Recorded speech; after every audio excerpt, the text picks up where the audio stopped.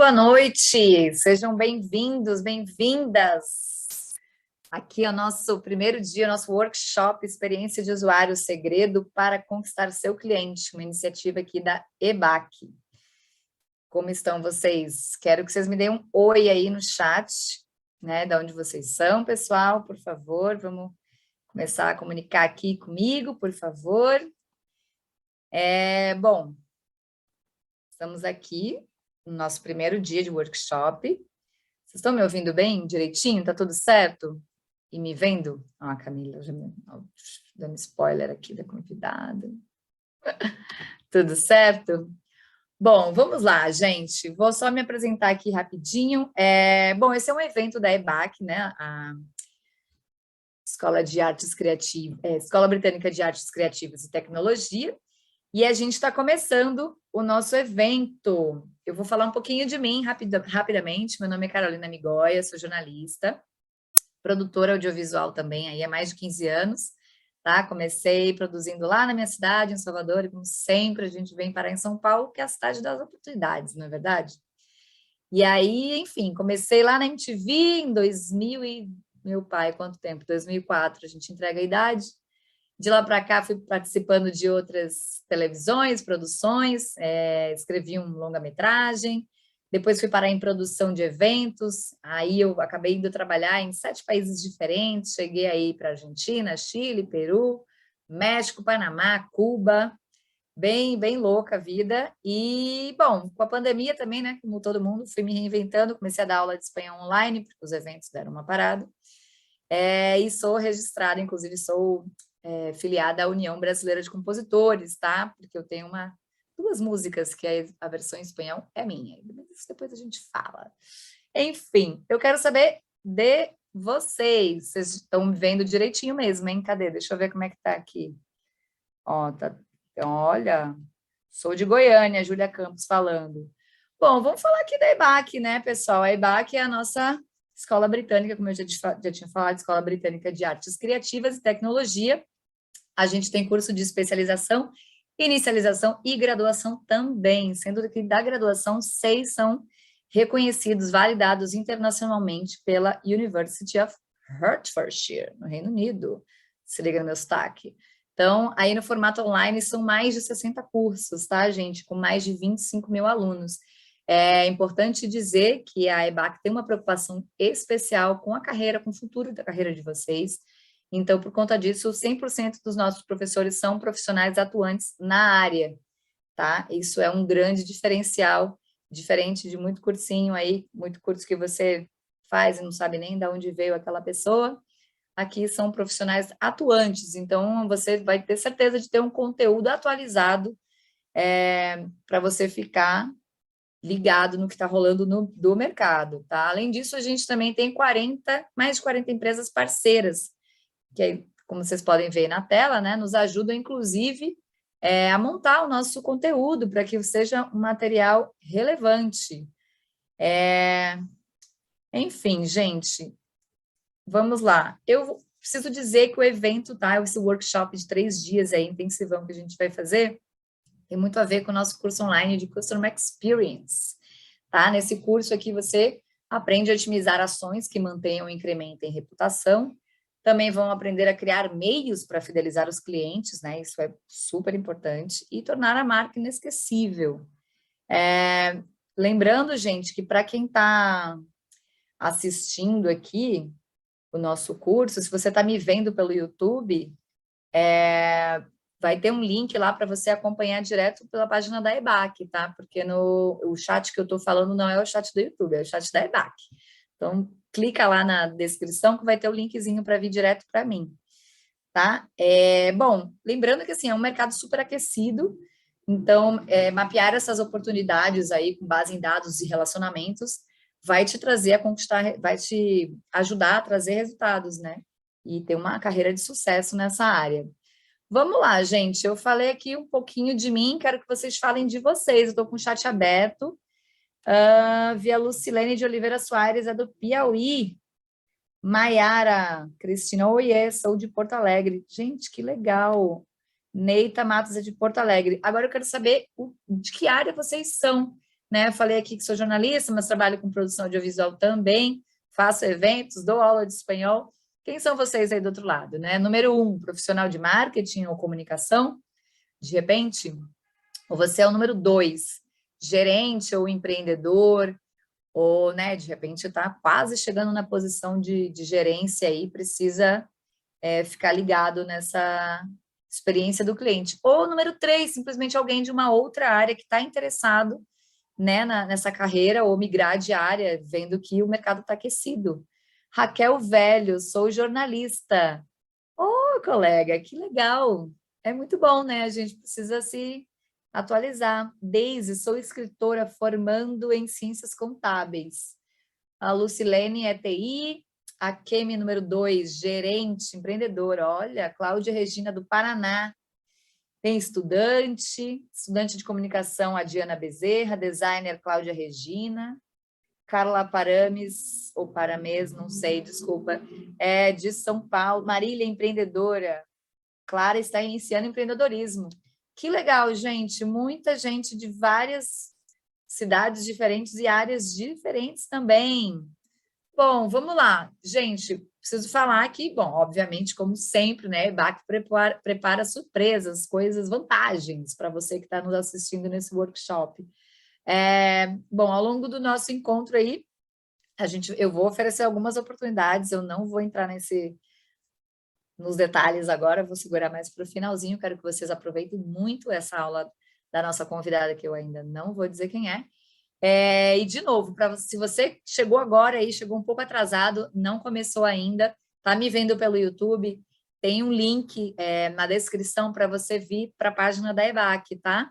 Porque lá você consegue participar do nosso chat aqui ao vivo, porque eu não estou falando com o chat do YouTube, estou falando com o chat da EBAC, tá? E se você não puder ficar também até o final, infelizmente, dá uma clicadinha já para ver o desconto do que a gente está falando de hoje, tá? Que eu não vou entrar nessa informação agora, mas você já fica sabendo, pelo menos.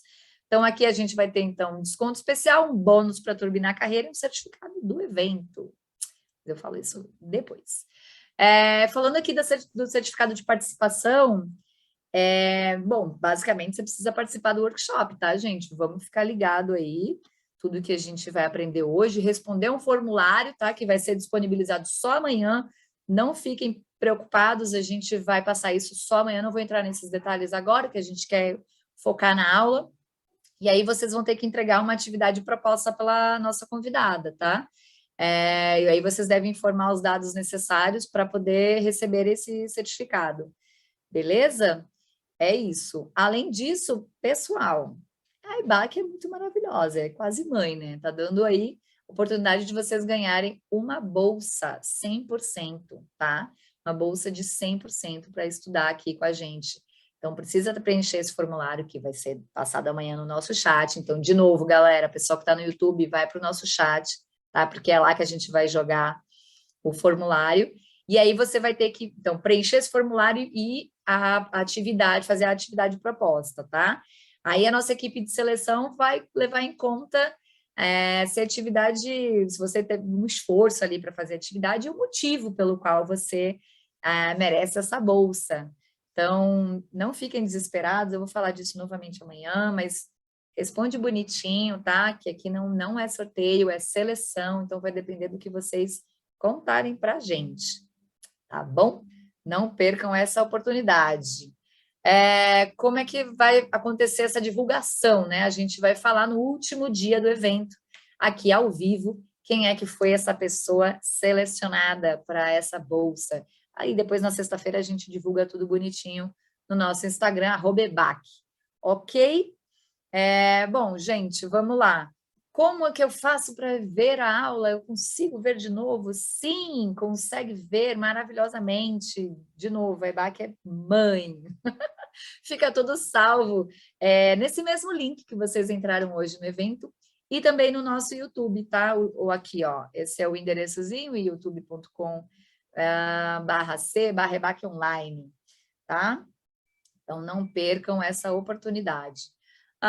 Vamos lá, eu vou falar aqui rapidamente a agenda, tá? Do nosso workshop Experiência de Usuário, o segredo para conquistar seu cliente. No dia de hoje, então, dia 1, a gente vai falar sobre a experiência do cliente, né? Entender melhor a experiência desse cliente, como compreender as necessidades do seu público-alvo e um breve spoiler aí do conteúdo do curso EBAC. Ok? Vamos lá. Aqui também no dia 2, gente, a gente já passa para venda que nem parece venda, é o tema do dia 2. Saiba como se comunicar com seu cliente. Também os pequenos detalhes com grandes impactos, às vezes a gente acha que aquilo é uma coisa pequena, mas não é. Um breve spoiler novamente do conteúdo do curso EBAC, a parte 2. E vai ter aí o desafio, então, para vocês exercitarem tudo que vocês estão aprendendo por aqui, né, gente? É importante. Lembrando que o prazo de entrega desse exercício é no dia 18, tá? Através do formulário. Bom, já falei que fica tudo gravado, então, se você, por acaso, esqueceu algum detalhe, quer rever algum detalhe, não fique nervoso. Já no terceiro dia, então, a nossa agenda é análise e feedback ao vivo dos desafios, né? Vamos acompanhar aí ao vivo as análises feitas por vocês, tirar as dúvidas também sobre o workshop com a nossa convidada. Aí também vamos anunciar a pessoa super sortuda que foi selecionada para essa bolsa de estudo 100%, tá? 100%, gente. E vai ter também um presente surpresa especial da EBAC, porque a gente gosta e a gente quer dar mais. É isso. Agora vamos falar, assim, da nossa convidada. Opa, Camila Santos, gente. A Camila tem mais de 10 anos de experiência nessa área, tá? Como vocês podem ver aí, passou por grandes empresas, tá? Trabalhou em iniciativas nacionais, internacionais, passou pela Harvard Business Review Brasil, ó, gente, no inglês está sendo todo gasto aqui, Vivo, na Oracle, na IBM, fez roadshow por todos os estados brasileiros, tá, pessoal? Passou aí pelo México também, Chile, Colômbia e Miami. E então é isso, eu não vou me estender, mas ela é basicamente palestrante idealizadora da Business on the Road e é nossa professora aqui da EBAC. Então, não vou me alongar, eu quero que vocês me ajudem novamente, passando no chat, se vocês estão ouvindo e vendo ela bem. Tudo bem, Camila? Ei, Carol, tudo bem? Assim, com o coração na boca, assim, ansiosa demais para o nosso evento. Que delícia! Eu gosto assim, porque aí dá aquela energia a mais para a gente fazer um evento legal. Exatamente. Olha, o que não vai faltar é energia, viu? Maravilhoso. Pessoal, então, me dá aquele oi no chat. Eu vou deixar a bola agora com a Camila. Fiquem ligados, por favor. E eu vou ficar ligada no chat também para as perguntas, tá? Eu não vou interrompê-la, mas eu vou guardar as perguntinhas para o final. Então, por favor, podem, se vocês, enquanto ela fala, vai surgindo alguma coisa que vocês querem perguntar. Ó, a Samara está A dizendo, sim, galera já está estamos vendo dizendo e que está ouvindo. ouvindo. Raquel Eba! Velho, ouvindo e vendo bem. Tudo ok. O Marcos Souza. Show, obrigada, pessoal. Manda a perguntinha, porque eu vou selecionar para o momento só de pergunta e resposta. Beleza? Agora eu vou deixar com a Camila. Perfeito, perfeito. Bom, quero começar dando boa noite aqui para todo mundo, dizendo quão feliz eu tô. Eu vi aqui, eu estava olhando, né, vendo todas as interações de vocês. Tem gente de Pernambuco, Rio de Janeiro, Santa Catarina, São Luís, Goiânia, Indaiatuba, Limeira. Nossa, chegou uma hora que eu não conseguia mais anotar, gente, de tanta gente de tantos lugares diferentes que nós temos, né? E eu não tenho palavras para expressar a alegria que eu tô. E já queria começar compartilhando o que eu tenho certeza que todo mundo veio fazer aqui, né? Absorver conhecimento, entender o que mais dá para pensar em experiência do cliente. Então, eu quero começar fazendo uma provocação, tá, gente? Porque a responsabilidade de absorver conhecimento ou não pode ser só minha.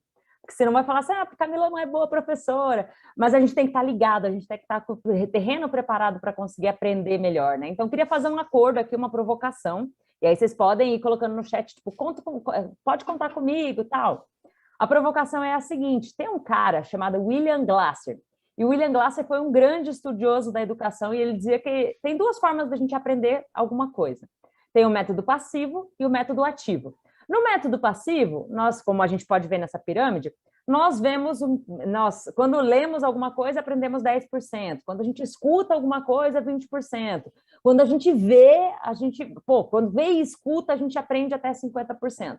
Que é provavelmente o que vocês devem estar fazendo agora, né? Talvez eu esteja aí do lado sei lá, alguém cozinhando e ouvindo, tá tudo bem, tá, gente? Mas quem puder, eu quero convidar para vir para o método de aprendizado ativo, que é quando você vai lá e você põe o seu cérebro para fritar e fala assim, o que isso tem a ver comigo? Como isso tem a ver comigo?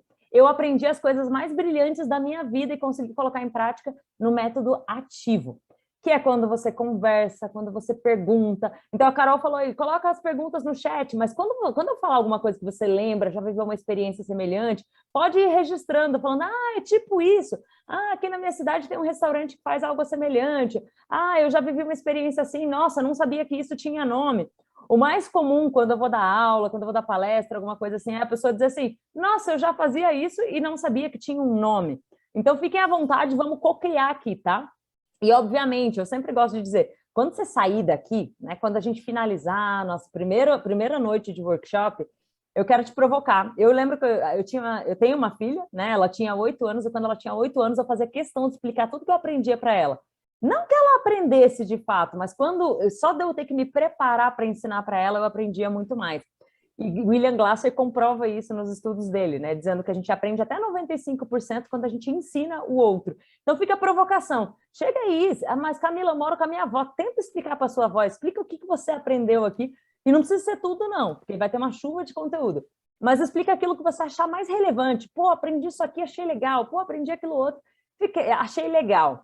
Dito isso, gente, né, feito esse convite aqui para que vocês co-construam e venham para a gente ter uma noite super agradável, de 3 noites que nós vamos viver juntos, né? Então, eu espero que vocês consigam, né, conviver aqui e falar assim, cansei da Camila, espero que não ser cansativa aqui para vocês, tá? Deixa eu me apresentar, e eu poderia fazer assim, né? Começar a ler em bullet points. Eu me formei nisso, fiz aquilo, mas eu acho chato.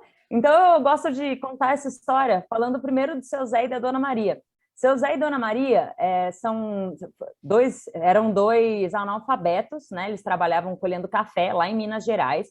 Ambos saíram da roça e eles falaram assim, a felicidade está em algum lugar. E decidiram que iam atrás da felicidade, das boas experiências, da vida boa.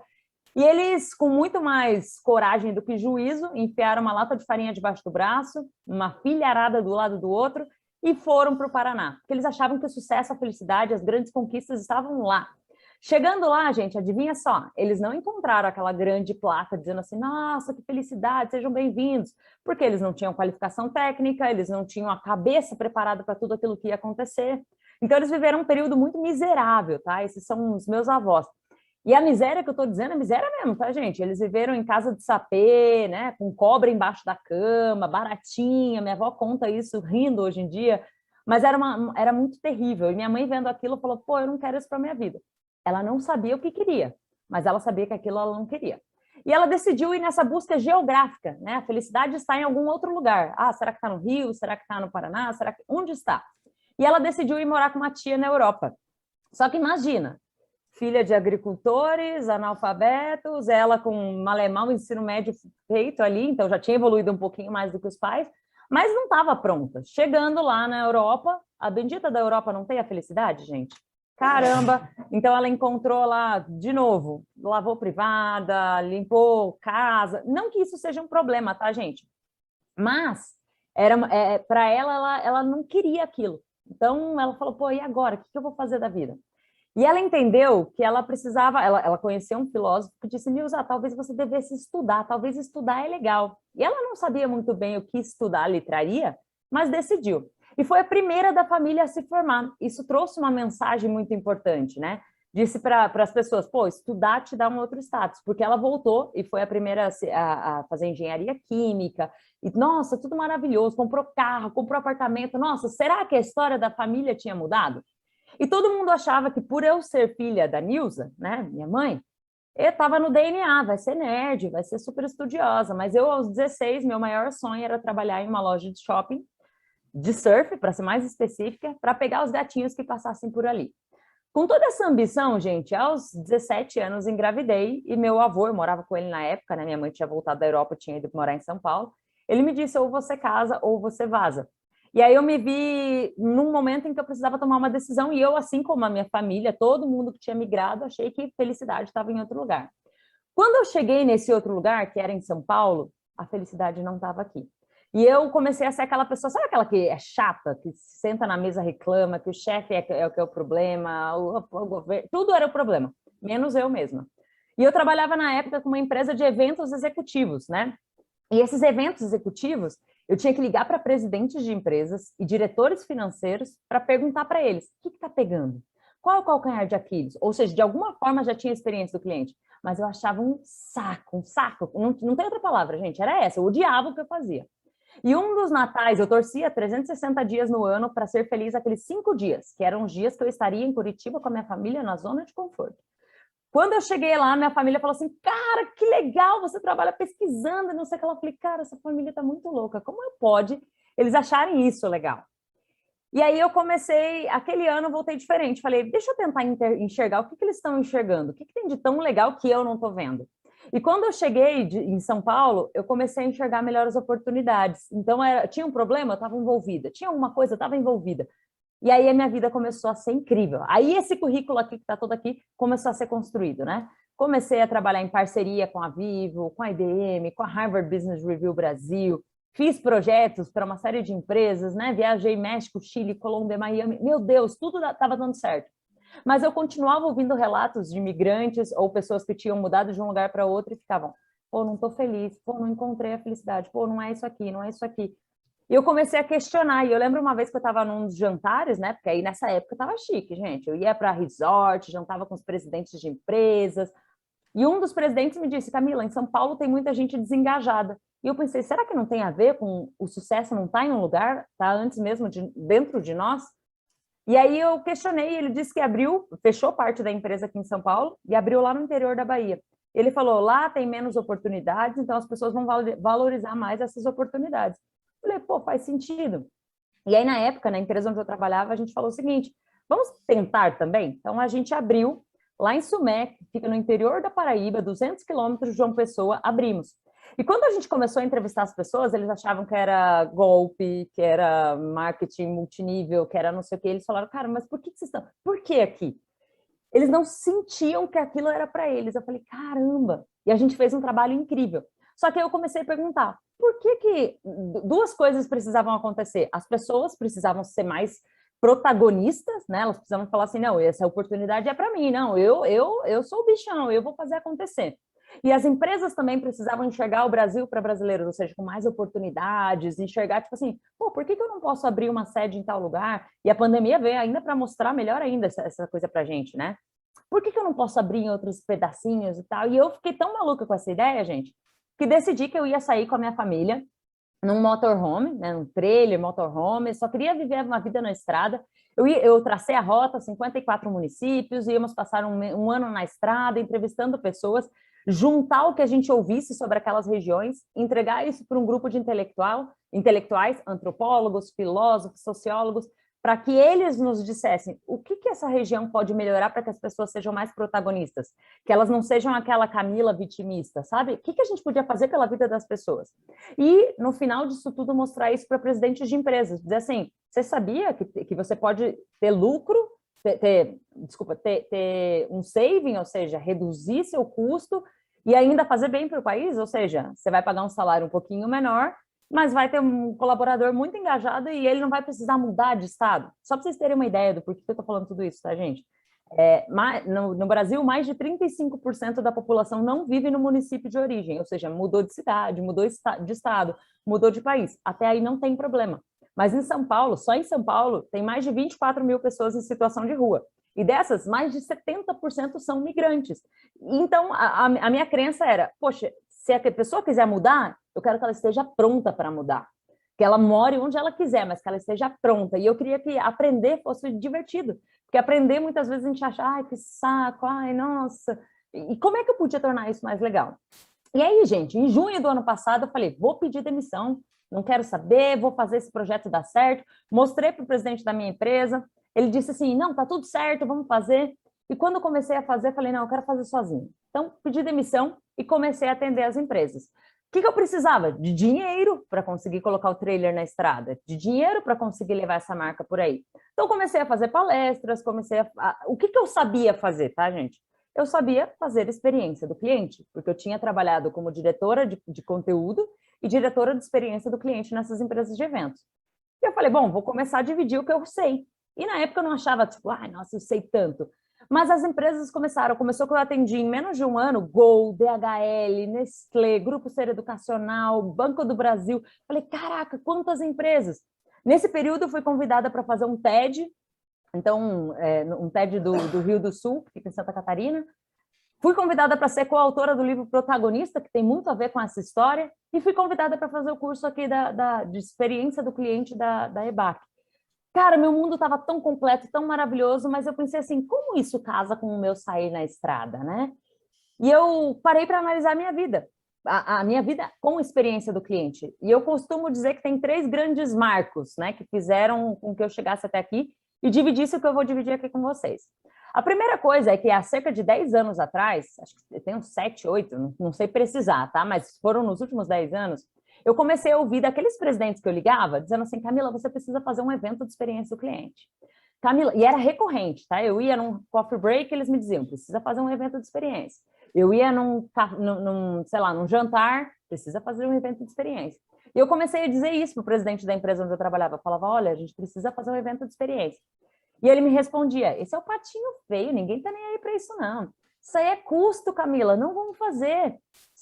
Só que assim, os meus clientes pediam tanto, que eu falei, cara, não é possível, a gente vai ter que fazer. E a gente costumava fazer reuniões em um café perto do escritório, né? E um dia desses, eu sentada com ele, falei, olha, a gente vai precisar fazer esse evento de experiência do cliente. E ele me disse, eu não sabia que isso era possível, tá, gente? Mas ele me disse o seguinte, se você quer fazer, ok, só que se der prejuízo, a gente tira do seu bolso, né? A gente desconta dos seus salários. Eu não sabia que legalmente, na época eu não sabia que isso era legalmente impossível, então que não dava para fazer isso. E ele me disse, se der lucro, 15% dos lucros do evento são seus. Falei, o quê? Gente, abracei aquela oportunidade, só que assim, um medo, porque era muito novo. Não tinha pós-graduação, não tinha curso, não tinha nem eventos direito para falar sobre experiência do cliente, não era o boom igual a gente vê hoje. E por onde eu ia começar? Eu tinha algumas coisas claras, né? Poxa, qual é o melhor hospital? Qual é a melhor escola? Qual é o melhor isso? Então, fui convidando essas pessoas e fui criando ali o quebra-cabeça. O evento deu tão certo, tão certo, tão certo, que hoje ele fatura mais de R$500 mil, sozinho. Então, nossa, isso foi maravilhoso. E desde a primeira edição já deu muito certo, né? Eu consegui levar a Disney, levei Mercado Livre, levei muitas empresas assim que na época todo mundo queria saber como é que eles protagonizam a experiência do cliente, como é que eles criam esse uau. E isso me deu gás, né, gente? Isso me deu tanta força que eu falei, agora dá para ir além. Quando o evento já estava voando, assim, já estava indo super bem, eu propus para esse mesmo presidente, né? Falei, olha, vamos criar uma área de experiência, porque até então a gente não tinha. Nós tínhamos a área operacional, né? De mandar e-mail para os convidados do evento, dizendo, venha, a data vai acontecer tal dia, tá aqui sua sacolinha, tá aqui seu crachá. Mas não tinha uma área que pensava experiência, sucesso. E eu disse, vamos pensar nessa área, vamos pensar nessa área. E eu passei 2 anos ouvindo, não. E eu estou dizendo tudo isso para que vocês comecem a pensar que quando vocês forem oferecer, criar uma área, pensar nesse tipo de coisa, ele tem muito mais pedra no meio do caminho do que conquista, tá, gente? Mas as pedras são muito importantes para construir essa muralha ali, né? E depois de 2 anos eu consegui criar a área. De novo, o desafio era assim, gigantesco, porque ele me disse, eu vou te dar R$0 para você criar a área, e você tem uma meta de R$500 mil. Então, você precisa trazer R$500 mil. Eu falei, caramba, eu tenho R$0. Eu não tinha dinheiro para contratar o Zoom, gente. Uma plataforma de Zoom que eu quisesse usar, eu não tinha esse dinheiro. Mas eu precisava fazer. Eu falei, caramba, tá bom, topo. Isso traz para a gente que experiência do cliente é óbvio que precisa de investimento, mas é muito um exercício imaginativo de você encontrar as dores, você encontrar as coisas que a gente já vai entrar nessa seara aí agora. Mas eu criei a área e em 3 meses a gente já tinha conseguido angariar R$215 mil, o que me dizia que seria assim fabuloso, fantástico. Aí eu fiquei corajosa demais, falei, gente, é isso, eu quero criar a empresa. E juntei a vontade que eu tinha de criar o Business on the Road, que é aquela iniciativa de melhorar o país, identificando, fazendo com que as pessoas sejam mais protagonistas e mostrando as oportunidades para brasileiros, e que o terceiro grande pilar e um dos mais importantes ia ser criar e fortalecer elos emocionais que se conectassem com as relações comerciais, que é isso que as empresas querem, é isso que os diretores precisam. Por mais que a gente queira uma nação protagonista, os diretores de empresas só vão fazer isso se eles enxergarem que vai fazer bem para o negócio de alguma forma. Então, precisava ter esses 3 pilares ali conectados. Pois bem, estava super feliz, tudo acontecendo. Quando eu comecei a receber esse monte de convites, e a primeira coisa era me preparar. Falei assim, tá, o que eu vou dizer para as pessoas sobre o que é a experiência do cliente? Como é que eu vou dizer o que eu aprendi? Como é que eu vou dizer o que eu vivi? E a primeira coisa que eu queria trazer é, conceitualmente, o que é experiência do cliente, o que é customer experience. É muito difícil dizer em uma palavra. Eu teria que dizer uma série de exemplos aqui, que é o que eu vou tentar trazer aqui para a gente. A primeira coisa é, experiência do cliente é o conjunto de pensamentos, sentimentos, percepções que o seu cliente experimenta o tempo todo e não necessariamente com ele. Como assim, Camila? Mas é a experiência do cliente, não é? Sim, mas eles vivem meio que em comunidade. Imagina que o seu cliente, ele teve uma experiência maravilhosa hoje no seu restaurante. Ele foi, adorou, tal. Nossa, a caipirinha estava daquele jeito, essa, bem geladinha. O camarão, nossa, nem se fala, ó, crocantinho. E o garçom, gente, tratou de xará e tudo mais. Não precisei nem chamar 2 vezes, ele estava na minha mesa. Foi tudo incrível. E aí, minha irmã, eu chego em casa e digo, minha irmã, conheci um lugar incrível, você precisa celebrar o seu aniversário lá. Ou seja, eu estou colocando a minha palavra, eu estou dizendo para minha irmã o quão incrível e maravilhoso vai ser aquele lugar. Só que ela vai, e quando ela vai, o garçom atende ela mal, não tem o prato que ela queria, eles não têm nenhuma ação de experiência de aniversariante, nem coisa do gênero. Ela volta extremamente frustrada, e ela fica um pouco frustrada comigo. Eu, como cliente, eu não estava sendo atendida naquele dia dela, mas eu começo a julgar, falando assim, então acho que eles deram uma caidinha, não vou indicar mais. Vejam que a experiência do cliente é todo o conjunto de percepções que ele vai ter o tempo todo. Ele fica tipo juiz, né? Agora serve para mim, agora não serve. Agora serve, agora não serve. Então a gente precisa se preocupar com os touch points, com todos os pontos de contato. E pensar e esse é um exercício, gente, de pensar o tempo todo. Só que nem sempre foi assim, né? Imagina que a gente começou as relações comerciais lá na época do escambo, né? Quando um trocava peixe com alface, alface com peixe. Daí começou que não quero mais trocar alface, porque eu já tenho alface demais. Aí as pessoas começaram o processo todo de caixeiros viajantes, vai para cá. E aí vieram as grandes guerras e fizeram com que a gente ficasse bruto nas negociações, bruto nas formas de interagir com os clientes. E aí, em 1945, olha quanto tempo, 1945, a Harvard lançou um estudo chamado Vendas de Baixa Pressão, que era para que todo mundo percebesse que não adiantava você ir de qualquer jeito no cliente. Só que a gente ainda assim não se tocou que a experiência do cliente era esse conjunto de percepções, sentimentos, sensações, e que tudo faria diferença. Cada detalhe do que a gente faz faria diferença. Em 2011, foi quando mais ou menos começou esse movimento todo no Brasil, o Sebrae lançou um estudo dizendo que a maioria das empresas não tinha pós-venda. Aí as empresas ficaram bravas, começaram a se preocupar, falaram, não, deixa eu ver, eu tenho que proporcionar uma boa experiência, Só ali as pessoas começaram a se preocupar. Só que era no pós-venda. Mas e tudo que acontece antes? Quer dizer que a gente só se preocupa com o cliente depois que ele se torna nosso cliente? E quando a gente pensa em experiência do cliente, é absolutamente tudo. É como se ela fosse a mãe de tudo que vai acontecer aqui dentro do nosso pensar a experiência do cliente. Eu queria trazer uma imagem aqui para vocês refletirem, tá? Essa é uma imagem de uma lan house, onde antigamente os garotos costumavam, garotas também, tá? Mas aqui tem muito mais garotos na foto, costumavam ir lá jogar. E eles iam jogar. Quem é que pensava essa experiência do cliente? Você pode dizer assim, acho que eram os garotos que decidiam que jogo eles iam jogar. Ou eram, sei lá, audiência que te fazia alguma coisa. Quem pensava era o dono da lan house. E vejam se essa experiência parece a melhor experiência do mundo. Um monte de gente tendo que esperar pelo seu horário, e talvez a lan house abrisse, fechasse à noite, então a pessoa não podia jogar à noite. Então, se ela trabalhava, já era um empecilho. E aí, todos os rapazes atrás. Mesma coisa era com a locadora. Na locadora não era você quem decidia, né? Por mais que a gente pensasse assim, mas eu que decidia o filme. Quem decidia se ia comprar o filme para colocar para alocar era o dono da locadora. Quem decidia se o filme de terror ficava na primeira ou na segunda prateleira ou lá atrás, porque não gosta de filme de terror, era o dono da locadora. E esse foi um dos grandes motivos da Netflix emplacar tão fortemente, porque a gente se sentiu um pouco parte da jornada. Tipo, eu posso escolher que horas eu quero assistir? Já era legal quando começou a HBO, Telecine, uma série de coisas, porque você podia agendar lá seu horário. Sábado à noite, às 8 horas da noite vai passar. Mas e se você quisesse ir no banheiro ou fazer alguma coisa? Não era você que era dono da experiência. E até aí, gente, não tinha problema nenhum. Sabe por quê? Porque a gente não sabia que dava para escolher. A gente não sabia que dava para ser diferente. E aí é que começam as coisas a mudar. Quando o cliente começa a perceber que ele pode querer mais, ele pode querer ter uma interação diferenciada, uma interação mais igual.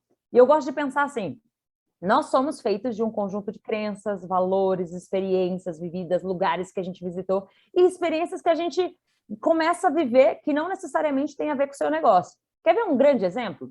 O Google. Você compra um computador da Microsoft ou de qualquer outro, e aí, quando vem no seu buscador, normalmente vem outro buscador. Vem o Bing, Yahoo, uma série de outros buscadores. O que você faz? Você não sabe dizer muito bem por quê, mas você vai lá e busca pela experiência Google. Você digita Google. Por quê? Não sei, mas é a magia do um clique. Você só precisa de um clique.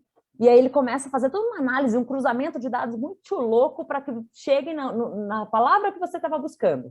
Aí, digamos que você queria viajar para Dubai.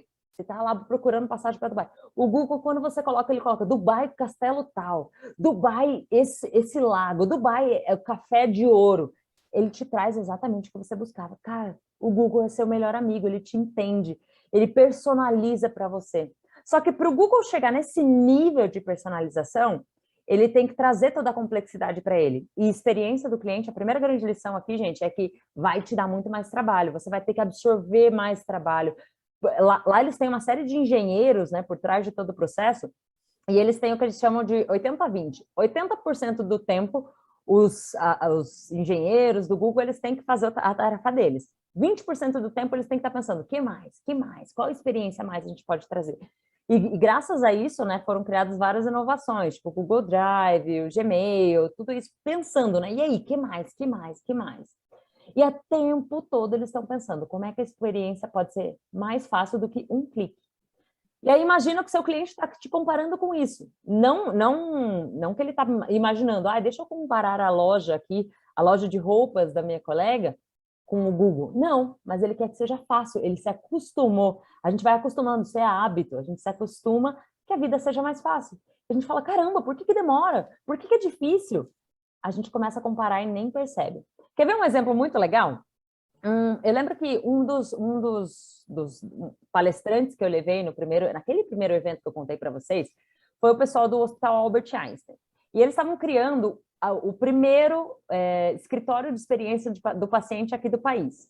E eles fizeram inspirados lá num hospital de fora, né? Hospital de Cleveland. E quando eu conversei na época, o Marcelo, quem estava à frente da operação do hospital, do escritório de experiência do paciente do Hospital Albert Einstein, eu falei assim, tá, e quem que é seu concorrente? Ele falou, bom, aos olhos do meu cliente, ele está me comparando com Dubai, com Disney, ele não está me comparando com outros hospitais. Ele chega lá, ele quer ter aquele tipo de experiência, ele quer ser mimado. Tanto que eu tive eu não sei se eu digo felicidade ou infelicidade, tá, gente? Minha mãe uma vez foi correr a Bravos Race e ela caiu no primeiro obstáculo. Quando ela caiu, a gente foi parar no Einstein. Ela falou, eu quero Einstein, eu quero Einstein. Ela fazia questão de pagar um plano caro para ela poder, se algum dia acontecesse alguma coisa, e aquele dia aconteceu. Então, a gente foi parar no Albert Einstein. Ela ficou 17 dias internada.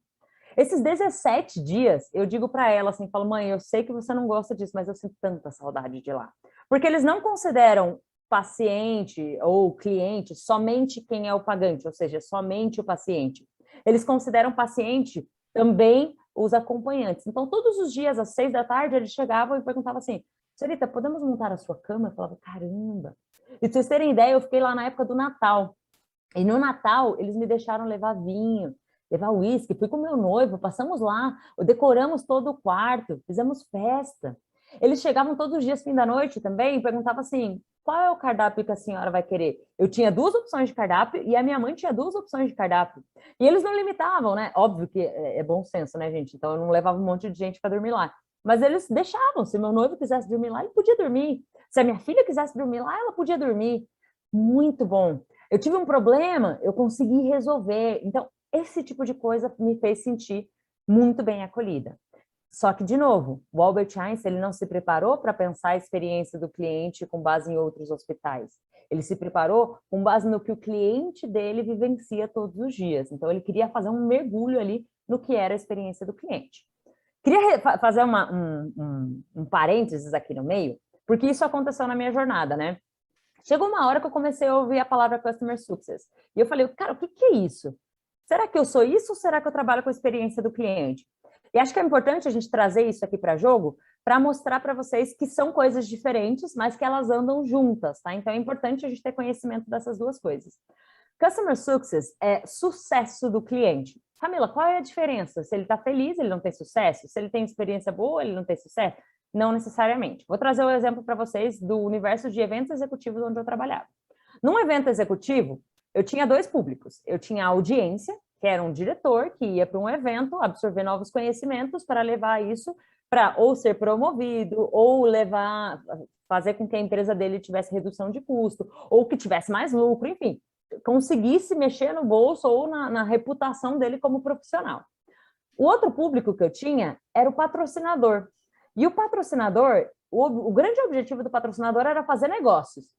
Aí vamos pensar em sucesso. O patrocinador, eu podia dizer assim, olha, tem 50 executivos aqui para te levar, tem 50 pessoas, tem o melhor coffee break, tem o melhor resort, a melhor coisa. Se eu não conseguisse fazer com que essa pessoa fizesse negócios, eles não estariam felizes, eles não teriam atingido sucesso. Então, era importante que ele tivesse uma boa experiência, mas que tivesse sucesso. Sucesso do cliente ali era isso. Vou trazer um outro exemplo para a gente conseguir pensar nessa mesma coisa, tá? Aqui tem uma plataforma que muitas pessoas usam para fazer prospecção, para fazer vendas, para colocar ali no funil de vendas, né? É o Hamper. Como é que funciona? Você vai lá no LinkedIn, manda, você cria toda uma sequência de e-mails a serem enviados, aí você tem lá a sua sequência certinho. Só que, digamos que eu escrevo um e-mail bem tosco, sabe daqueles e-mails horríveis que você fala, nossa, quem escreveu isso não manja nem de português. Concordam que eu não vou ter sucesso? Eu vou pagar a plataforma é muito boa, mas eu não vou ter sucesso. O que a Hamper entendeu? Eles perceberam, bom, se a Camila não tiver sucesso, ela vai cancelar a assinatura aqui com a gente. Então, era muito importante que eles garantissem que eu tivesse sucesso. O que eles fizeram para isso?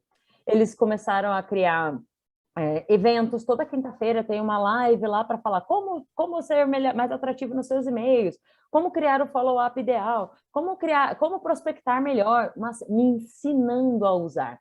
Essa é uma característica de Customer Success. Eles te ensinam a usar aquela plataforma, aquele serviço, que foi o que a gente fez na época com os patrocinadores. Porque a gente entendeu que alguns patrocinadores não conseguiam vender porque eles não sabiam qual é a hora de chegar no cliente. Será que eu interrompo um coffee break? E a gente dizia assim, olha, fiquem dentro de sala, porque a hora que o seu cliente fizer uma pergunta, você como especialista talvez possa responder.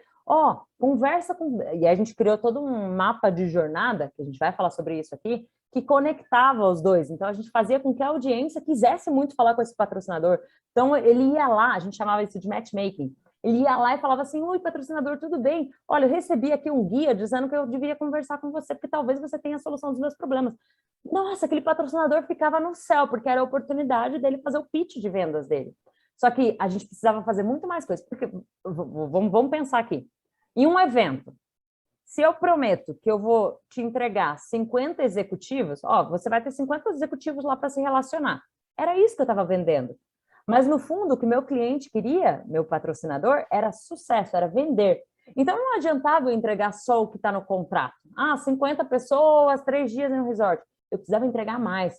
Vejam quanto aquele negócio do Google começa a fazer sentido. Trazer a complexidade. Então, a gente começou a ensinar ele a fazer palestra, ensinar ele a abordagem de vendas. Quando a palestra não era legal, como é que você vai dar o feedback? A gente dizia qual era o feedback, qual é o melhor caminho para você seguir daqui para frente. Só que isso dá muito mais trabalho. E isso é o que compensou. Isso é o que fez com que, com 3 meses, a gente conseguisse ter aqueles 215 mil reais de lucratividade. Trazer a preocupação para o centro, né? E aí uma coisa interessante que eu queria que ficasse na nossa cabeça é que dá para ter sucesso sem experiência e experiência sem sucesso. Mas as duas coisas são desaconselhadas. O ideal é que a gente tenha as duas coisas andando juntos, que seja uma experiência muito agradável e que tenha como foco o sucesso do cliente.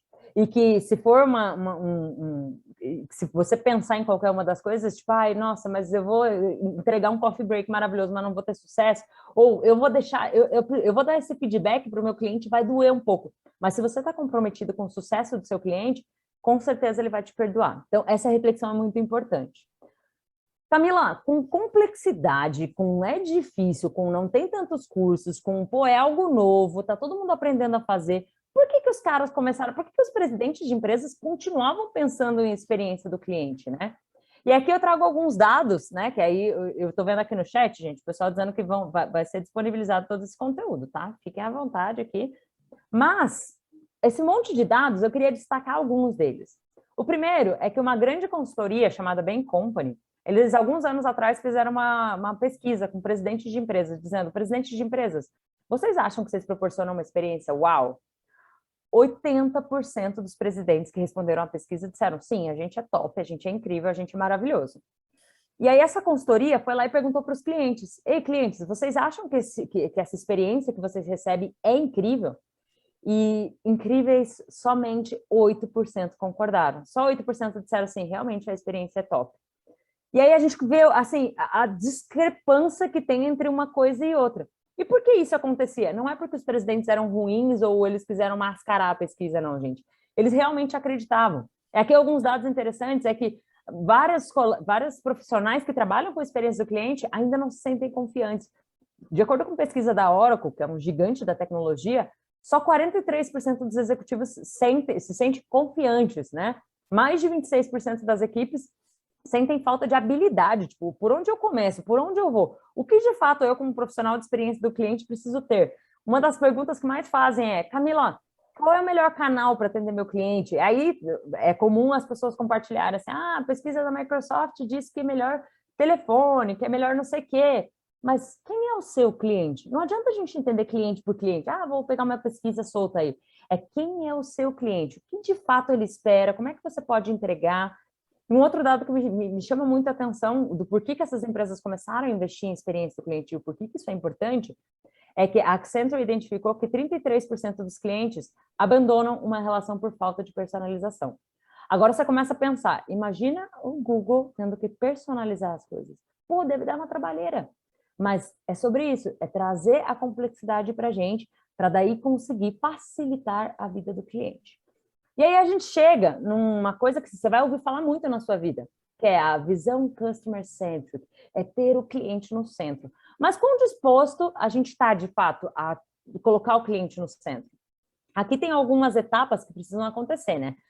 A liderança precisa estar focada em ouvir o cliente. Não adianta todo mundo da empresa achar legal e o líder, que é quem toma a decisão, quem tem a caneta, não está disposto a pelo menos um pouquinho, sabe? Aquele voto de confiança, igual o meu presidente deu lá atrás.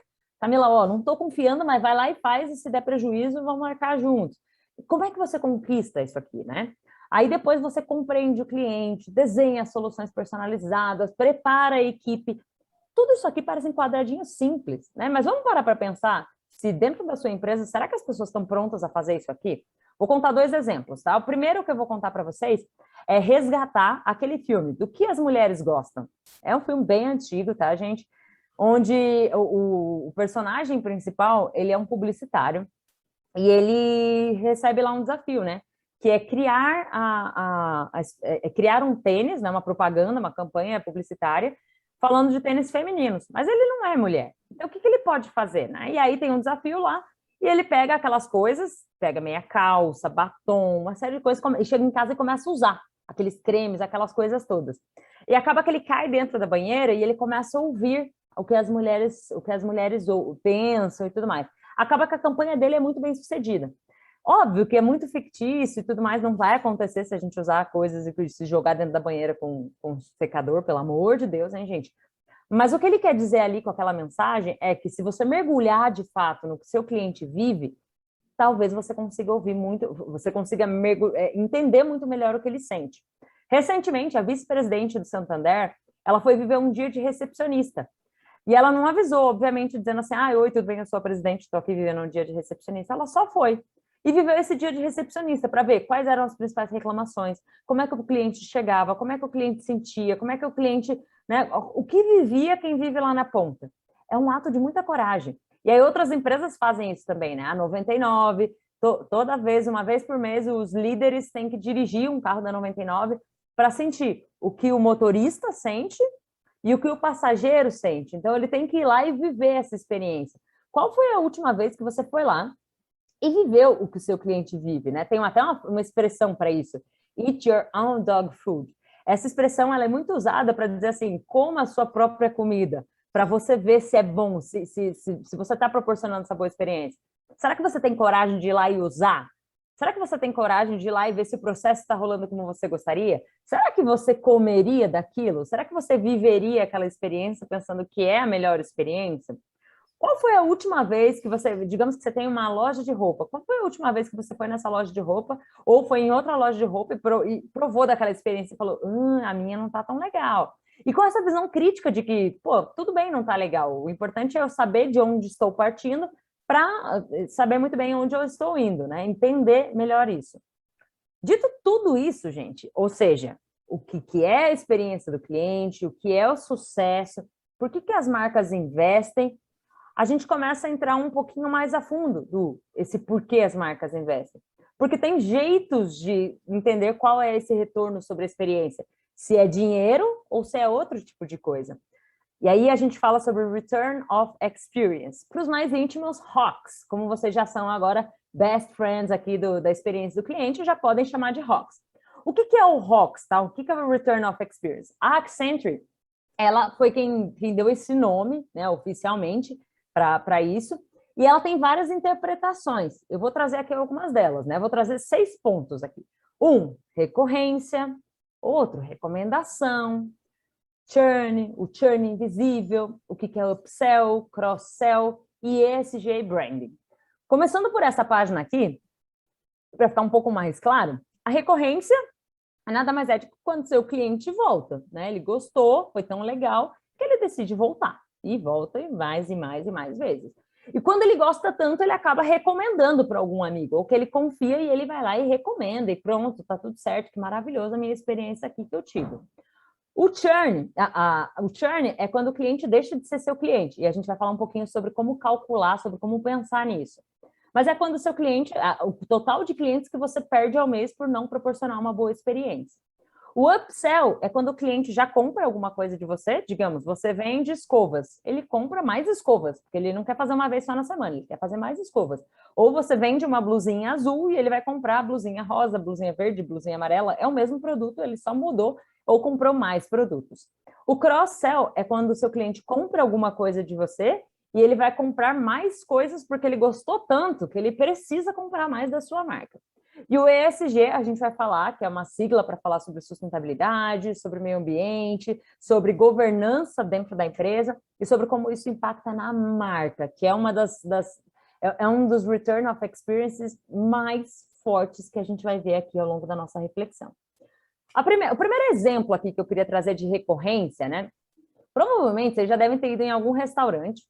Restaurante, assim, você vai almoçar num centro comercial, vai almoçar no shopping, e a pessoa te diz assim, você não quer levar o cartãozinho fidelidade? A cada 10 almoços você ganha outro. Ou a cada 5 almoços você ganha um suco, depois de mais 5 você ganha um almoço, você vai acumulando. Aqui, por exemplo, no que a gente está vendo, a cada R$50 em compra você ganha um selo. O que pode acontecer daqui? Bom, então R$50 em compra, digamos que o produto é muito baratinho, eu já estou estimulando um upsell, ou seja, que meu cliente compre mais coisas. Ou eu posso estimular um cross-sell. Amiga, já que você comprou isso, que tal comprar aquilo outro?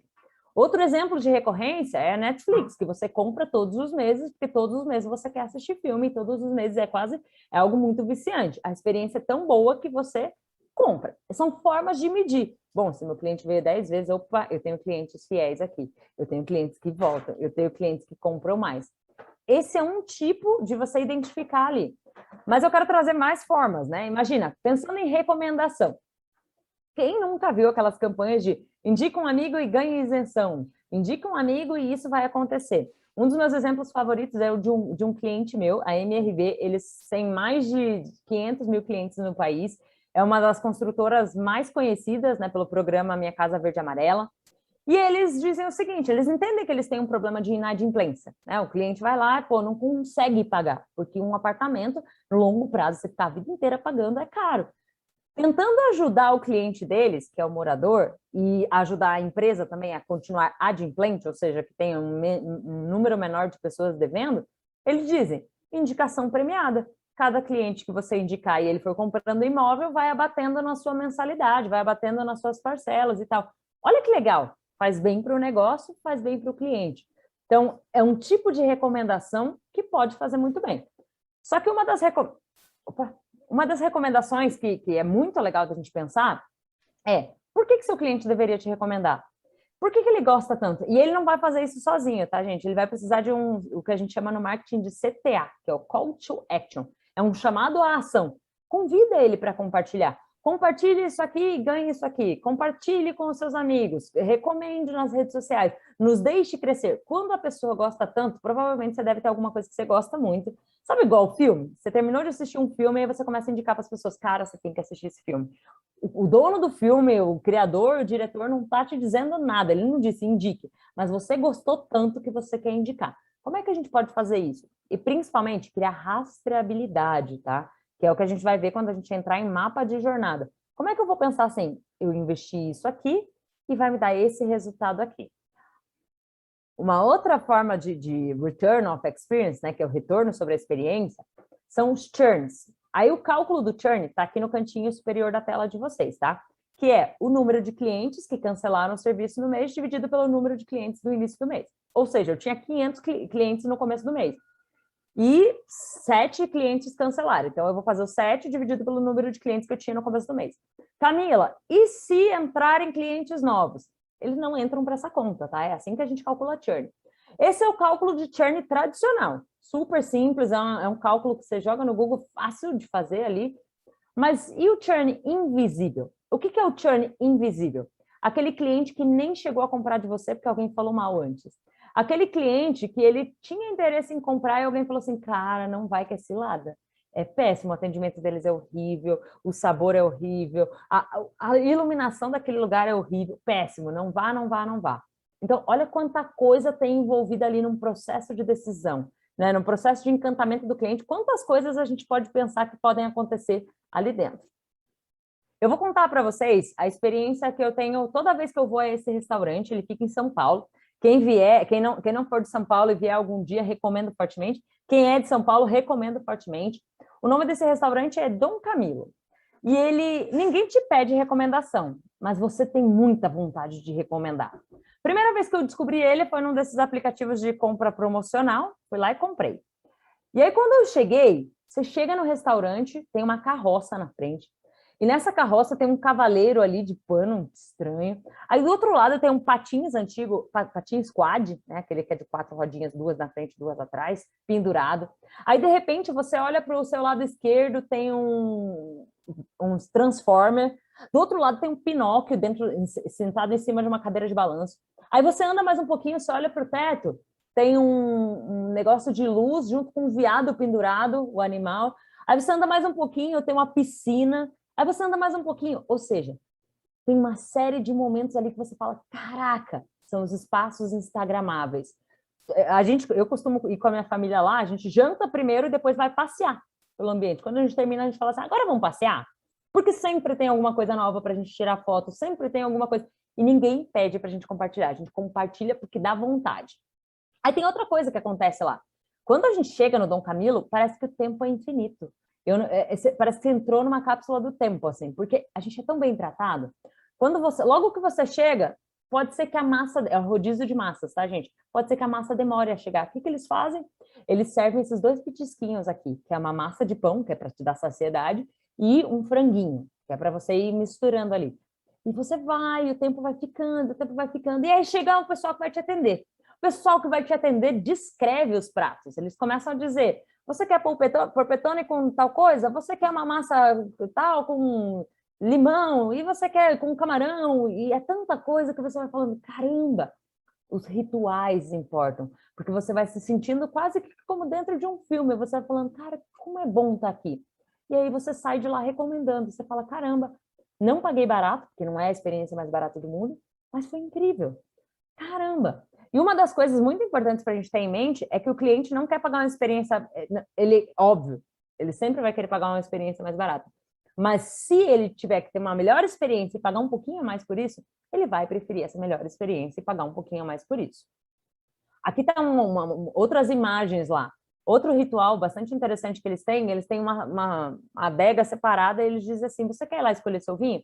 Venha escolher. E aí eles começam a te explicar o processo do vinho e tudo mais. Eu já conheço, mas mesmo assim é tão legal que o vinho ganha outro sabor, né? E o nosso paladar, ele é composto, né, do nosso visão, de uma série de coisas. Então você muda, você fala, caramba, que experiência agradável, que gostoso.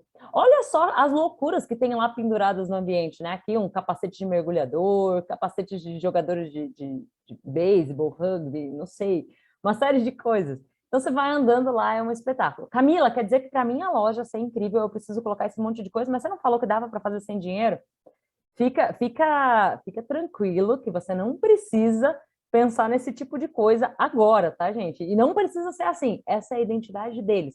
Essa é uma coisa que a gente vai ver muito clara aqui. É sobre a identidade da sua marca, né? Tem coisas legais que eu tô lendo aqui, gente, olha. Marcos Souza colocando muito bom, isso é uma ótima estratégia competitiva. A Gabriela colocou que máximo, chegamos no Dom Camilo da mesma forma e até hoje indico para várias pessoas. Olha só, parceiros de Dom Camilo.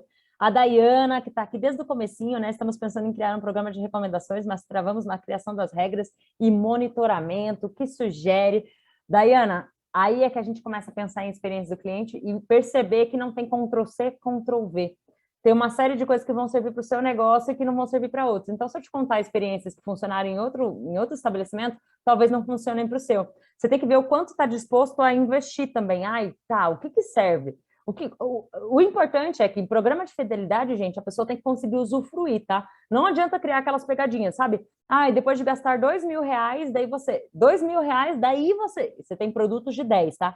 Depois de gastar R$ 2.000, daí você vai poder ter acesso ao seu... Quando ele pensa que é muito inatingível, ele não vai querer usufruir da sua experiência do cliente, né? Então, tomem muito cuidado. Essa é uma das primeiras coisas, tá, Dayana? Mas a gente volta aqui pensando nessas regras. Coloca aí no chat quais foram as regras que mais geraram dúvidas, né? E aí eu quero trazer um caso, porque quando a gente fica falando de Disney, e eu vou trazer essas coisas aqui, né? Disney e tal, mas parece tão longe, né, gente? Parece assim, nossa, isso é só pra gente que tem dinheiro, que é caro, que não sei o que lá. Então eu trouxe um salão de beleza da periferia de Curitiba, que deu muito certo. Esse salão, essa dona desse salão, ela me procurou e ela estava quase fechando, gente. Ela tinha 10 anos de atuação e ela disse, Camila, acho que eu vou fechar meu negócio. Já deu para mim, não consigo e tal. E eu falei, olha, talvez a experiência do cliente possa te ajudar. Vamos pensar? Aí ela falou assim, olha, eu preciso desse dinheiro para continuar com o salão aberto, senão não vale mais a pena para mim, senão minha vida como empreendedora acabou. E eu falei, caramba, depois de 10 anos, né? Não. Então, a primeira coisa que a gente fez foi rodar uma pesquisa. Pesquisa, gente, simples. Tem 2 ferramentas, tá? Google Forms, SurveyMonkey. As 2 são gratuitas. A gente rodou a pesquisinha lá com os clientes e perguntou assim, cara, o grande problema que ela tinha, tá? Só para um passinho atrás, né? Com tanta emoção, eu vou falando aqui, ó, loucona. Um grande problema que ela tinha, ela falou, Camila, primeiro, o salão não pode encher agora durante a pandemia. Segundo, eu não tenho o que vender para elas agora. Terceiro, quando as clientes vêm aqui e passam muitas horas, elas ficam entediadas. E, gente, se alguém aí já conviveu com alguém que faz luzes, progressiva, qualquer procedimento, sabe que demora, assim, 4 horas, fácil. E ela falou assim, como é que eu posso tornar o tempo fluido para enquanto as clientes estiverem lá? E ainda monetizar em cima disso. Porque às vezes a gente pensa assim, experiência do cliente é só gastar, mas dá para a gente pensar em monetizar, dá para pensar em pequenas coisas. E ali a gente criou uma estratégia de upsell, cross-sell e recomendações. Então a gente criou. Primeiro a gente fez uma pesquisa, aí a gente perguntou para as clientes, falando assim, o que vocês mais gostam de comer, né? E a gente perguntou lanche natural, nananana. 70 E ela tinha um problema, e ela queria muito lanche natural. Ela falou, não, tem que ter lanche natural, tem que ter lanche natural. E um grande erro que a gente faz, gente, é não perguntar para a cliente o que ela quer, tá? Então, ela dizia assim, minhas clientes querem lanche natural. Eu falei, quantas? Não, elas querem. Eu falei, vamos rodar uma pesquisa. E aí, uma das perguntas que a gente fez, qual desses petiscos aqui você mais gosta? 70% das clientes disseram amendoim. Olha que maravilha, porque amendoim não era perecível, então ela podia deixar ali durante mais tempo, podia né, colocar outros salgadinhos além do amendoim, que mais? E a gente começou a perguntar assim, você gostaria se a gente tivesse roupa para vender? E se vendesse calçado? E se vendesse isso, aquilo, aquilo? Eu vou mostrar para vocês um dos videozinhos para vocês verem como é que esse salão ficou, tá? Mas vale a pena dizer que a gente foi tão longe que a gente quebrou o salão porque ele era mais pequenininho. E quando eu cheguei lá, olha como os detalhes importam. A televisão, ela estava voltada para manicure e não para cliente. Eu falei, meu Deus, isso tem dois problemas, né? O primeiro, que você deixa a manicure distraída, então ela vai demorar mais para fazer aquele processo. E segundo, a cliente não está vendo nada, então para ela o tempo não está passando, está ficando mais longo e ela está ficando mais irritada. Então, pô, era um problema. É um detalhe, a experiência mora nos detalhes. E aí, por exemplo, a cafeteria que a gente conseguiu criar lá dentro, meu Deus, mas uma cafeteria, Camila, é super caro. Não, gente, leva esse nome, mas não é super caro. Vamos ver o videozinho e aí a gente fala a respeito. Peraí, ó. Vamos lá. Why you always in the mood, yeah. Why you always in the mood? Pushing around acting brand new. I ain't trying to tell you what to do, but try to play it cool. Baby, I ain't playing by your rules. Everything look better with a view. Why you always in the mood? Pushing around acting brand new. I ain't trying to tell you what to do, but try to play it cool. Baby, I ain't playing by your rules. Everything look better with a view. Why you always in the mood, yeah. Why you always in the mood?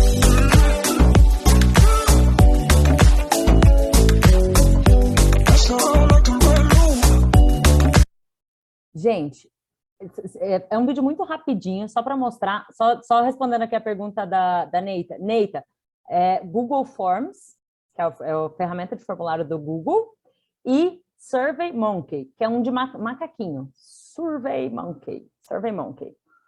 O que a gente fez aqui? A gente mudou pouquíssimas coisas. O que a gente teve que ampliar era de espaço, mas a gente colocou ali uma vitrine com algumas bijuterias, e as pessoas, quando elas tinham que passar tempo, elas acabavam comprando. A gente colocou, vocês perceberam no videozinho? Deixa eu ver se eu consigo pausar bem no momento ali. Aqui, deixa eu ver. Quero mostrar para vocês, gente. Aqui tá os post-its. Esse aqui, ó. Esses são creminhos que a gente colocou porque ela vendia cremes. E ela falava assim, todo mundo acha caro. E eu falei, você está disposta a gente distribuir em potinhos pequenininhos? E aí, se as pessoas, né, elas provarem, elas vão gostar desse creme? O creme hidrata tão bem que ela vai ficar viciadona? Vai. Então, ela foi lá e colocou potinhos, né? Ela fez uma ação única para não ter um super gasto, mas fez em outubro, no Outubro Rosa, e ela dava esses potinhos para os clientes e dizia, ó, dá para usar 4 vezes, que era um potinho pequenininho, assim. E ela disse que as pessoas iam lá comprar esse creme, porque elas falavam, nossa, esse creme é maravilhoso, eu preciso usar ele de novo.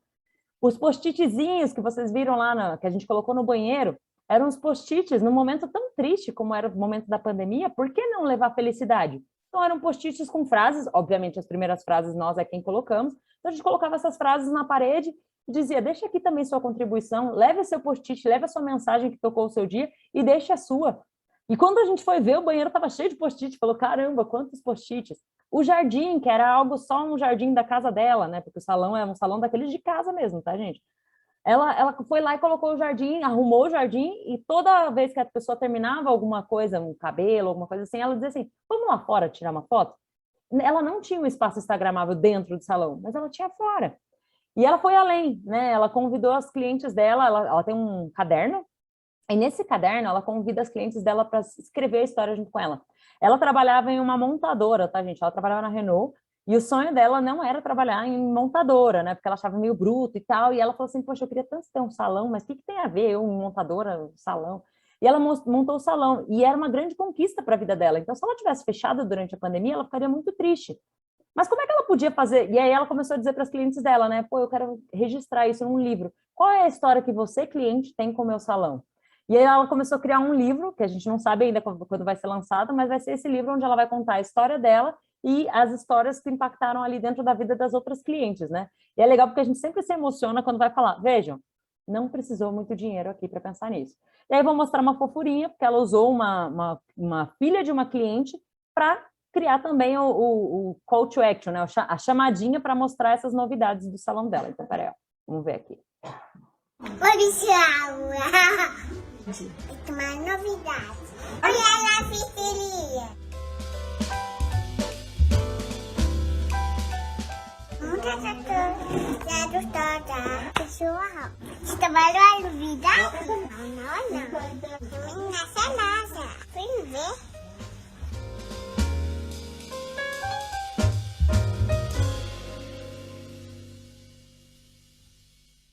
Super fofinho. Então, a gente usar os recursos que a gente tem, usar a criatividade, né? Quando a gente pensa em retorno sobre experiência.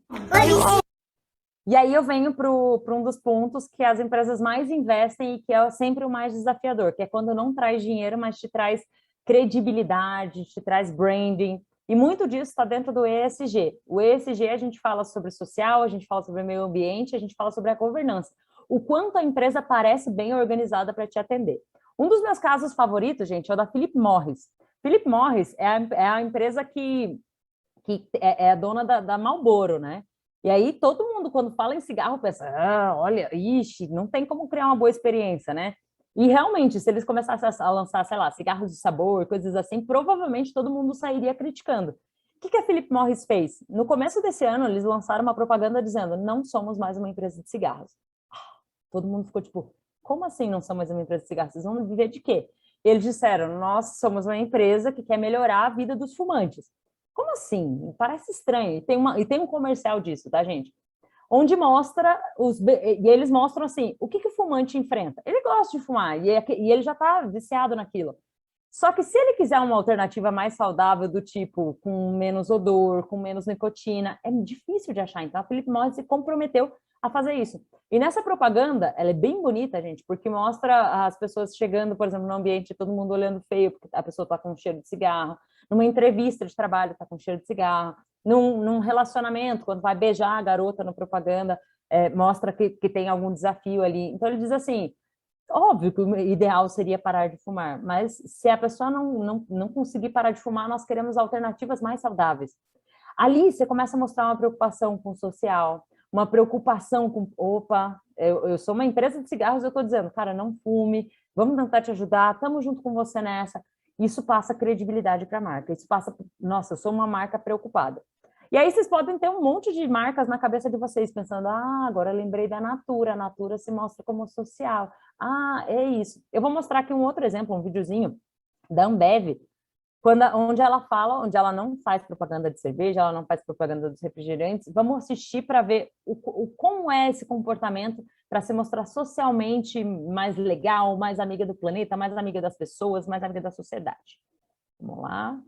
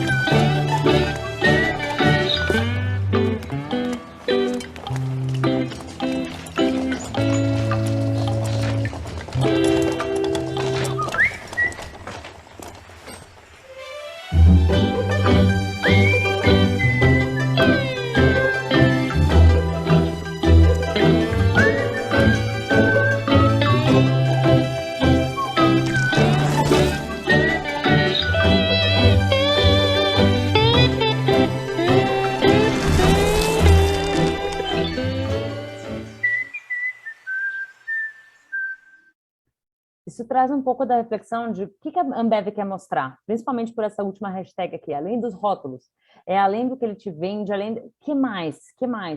E tem vários estudos que comprovam que a gente gosta de se relacionar com as empresas que são sustentáveis, com as empresas que se preocupam mais com o mundo. Se for para você pagar R$1 a mais, mas você perceber que você está fazendo parte de alguma causa, as pessoas investem nisso. Só que esse é muito mais difícil de calcular ali, de conseguir trazer esse retorno, mas quando a empresa chega nesse nível, ela provavelmente tem menos dificuldade em vender e conseguir todos os outros retornos sobre a experiência. Tem uma pergunta aqui da Diana que eu vou responder porque eu acho que faz bastante sentido responder agora, tá? Se uma pesquisa só serve para implementar diversas mudanças, será que não causa uma expectativa muito grande e urgente nos clientes? Ô, Diana, tem um módulo dentro do curso de experiência do cliente que a gente fala justamente sobre uma série de coisas para não fazerem pesquisa. Uma das coisas, naquele caso lá do FIA, Estética e Beleza, o nosso objetivo era pesquisar só com as clientes e uma grande dica de ouro, a gente não pergunta o que não pode mudar. Então, a gente não perguntou nada que a gente não poderia. Por exemplo, servir, sei lá, sorvete. Ela não tinha a estrutura e ela não ia conseguir fazer, então ela não colocou isso na pesquisa. Mas as pesquisas, elas devem acontecer normalmente de forma... Tem as pesquisas transacionais, que são aquelas que acontecem logo depois de uma atitude, tipo assim, fui atendida pela recepcionista. Ah, de 0 a 10, quanto você recomenda a recepcionista, o trabalho da recepcionista? Essa é uma pesquisa transacional. E as relacionais, que provavelmente você deve receber das instituições de pagamento, do supermercado, de uma série de coisas, perguntando assim, e aí, o que você acha do nosso atendimento? É sempre importante ter feedbacks constantes quando a gente pensa em experiência do cliente, mas não pensando sempre em mudanças muito transformadoras. Nesse caso específico, nós fizemos que era para trazer essas mudanças transformadoras, para a gente conseguir cascatear a série de coisas que a gente ia fazer. Mas acho que é isso. Então, realmente você está certa nessa preocupação, não faça pesquisa perguntando coisas que você não vai conseguir mudar, ou pesquisa pela pesquisa. Não, nem pergunte. Se você não vai fazer nada com aquela informação, nem pergunte. Quando a gente pensa em experiência do cliente, tem 3 coisas que vão acontecer, né? E aí, por isso que eu falei do Return of Experience e uma série de coisas. A primeira é Value Creation, que é idealizar soluções que o cliente deseja. O que meu cliente quer? E aí entrava lá a parte da pesquisa que a gente fez. O que ele quer? O que ele sonha nos mais sonhos mirabolantes doidos dele? Segunda coisa é tornar isso possível. Só que o possível não é a melhor versão. Né? Tem até uma frase, agora não me recordo se é de Steve Jobs, que disse que se você lançar alguma coisa e você não sentir vergonha da primeira versão, é porque você lançou tarde demais. Aqui a gente fala, muita gente fala na inovação sobre MVP. Quando a gente pensa em experiência do cliente, que é proposta minimamente viável, trazendo para o português, tá? Quando a gente pensa em experiência do cliente, a gente tem que ir além. Não dá para pensar só no MVP, ou seja, o que é minimamente viável? A gente tem que pensar o que é minimamente amável. O que seu cliente, você vai lançar e ele vai te perdoar se tiver aqueles errinhos, porque ele vai falar, cara, isso mudou minha vida, isso é incrível para mim. Aí a gente começa no Minimal Lovable Proposition, que é o que pode ser tão apaixonante. E aí você precisa criar um ciclo dele já captar valor para o negócio, porque se você não trouxer retorno, algum daqueles retornos para o negócio, provavelmente, se você é empreendedor e tem o seu negócio, você vai ficar frustrado, você vai falar, cara, nadei e não trouxe resultado. Então, você precisa criar esse ciclo. E se você serve a alguém, ou seja, você empresta o seu CPF para algum CNPJ, aquele CNPJ ficará frustradíssimo com você se você não trouxer algum tipo de retorno. Então, tudo que você fizer precisa ter essas 3 camadas. Esse foi um conteúdo, gente, desse business model aqui, dessas 3 dimensões, que eu tive acesso com professores da Suíça. Então, é algo que é altamente aplicável em todo o mundo, né? Dentro daquilo, a gente tem 3 áreas que mais se destacam. Ah, Camila, quer dizer que a experiência do cliente vão ser só para essas áreas? Não, mas tem coisas ali dentro. A maioria das coisas envolve algum tipo de marketing, a maioria das coisas envolve algum tipo de digital, mas não é o digital pelo digital, é o digital para facilitar a vida do cliente o tempo todo. E tudo envolve liderança. A liderança é como é que a gente inspira as pessoas a fazerem a coisa acontecer. Senão você está ouvindo aqui a Camila, nesta terça-feira, retorno de feriado à noite, e nada vai sair do papel se as outras pessoas não contribuírem. E liderança não é sobre título, ou seja, você não precisa ser diretor, você só precisa liderar aquela iniciativa, inspirar as pessoas a conseguirem fazer o processo acontecer, a fazer aquela magia sair do papel. Como é que a gente começa, Camila? Né? Pensando assim, meu Deus, tantas ideias, o que eu começo? Onde tem que ser assim, minha primeira visão? A primeira coisa, gente, e aí eu vou fazer uma analogia aqui com a pirâmide de Maslow. Maslow, para quem nunca ouviu falar, a gente fala muito no marketing. Ele diz o seguinte, você pode até ter dinheiro para comprar uma Ferrari. Você é rico pra caramba, tem dinheiro. Mas se você passou 6 dias no deserto, passando fome, passando sede, sem dormir, com frio, a primeira coisa que você vai querer fazer é sanar suas necessidades fisiológicas. Pensa assim, nossa, eu adoro tomar um porre, mas eu preciso me recuperar do último para ir para o próximo. Então, uma série de coisas que precisam acontecer para daí você ir para o próximo nível. Então, na Ferrari, pô, você vai lá, aí você vai se cuidar e tudo mais. Depois você vai começar a se preocupar em comprar a sua Ferrari, mesmo que a pessoa tenha dinheiro. Na experiência do cliente é a mesma coisa. O que a gente tem de costume, às vezes? Ai, vamos mandar um bombom, vamos mandar uma cartinha? Só que aquela coisa vai chegar atrasada depois de muitos dias, você não deu satisfação para a pessoa. Ó, sua entrega vai atrasar. Era só o que ela precisava, saber que o problema dela, de alguma forma, ia ser resolvido. E aí a gente pega aqui a pirâmide da experiência do cliente. Essa pirâmide, gente, é a que você vai usar na sua vida. Você printa a tela, guarda no coração, pega a caneta, anota, fala assim, quais são as 3 etapas da pirâmide da experiência do cliente que vão, assim, mudar o meu negócio? Primeiro, resolva o problema do cliente. Resolva. Não importa qual é o problema, resolva. Como é que você vai começar a encantar? Pensando, como é que eu vou resolver o problema? Como é que eu vou... Onde acontecem os maiores problemas? Lá no salão só deu certo porque um grande problema que tinha era esperar demais. Então, esse tempo de espera, a gente fala assim, bom, tem como acelerar o processo das luzes? Pô, não tem. Então, vamos resolver o problema. Enquanto ela tiver que esperar, vamos fazer a espera ser muito agradável.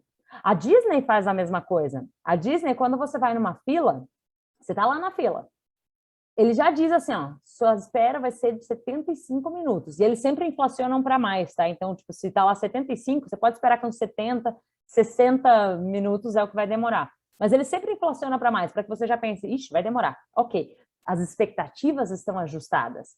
E aí, quando demora menos, você fala assim, nossa, que maravilhoso! Você foi surpreendido. Então, a primeira coisa é, resolva o problema, faça o tempo passar mais fluido. Tem fila no seu negócio? Tem fila física? O que você pode fazer para que as filas sejam mais agradáveis? Você pode colocar alguém dando uma degustação?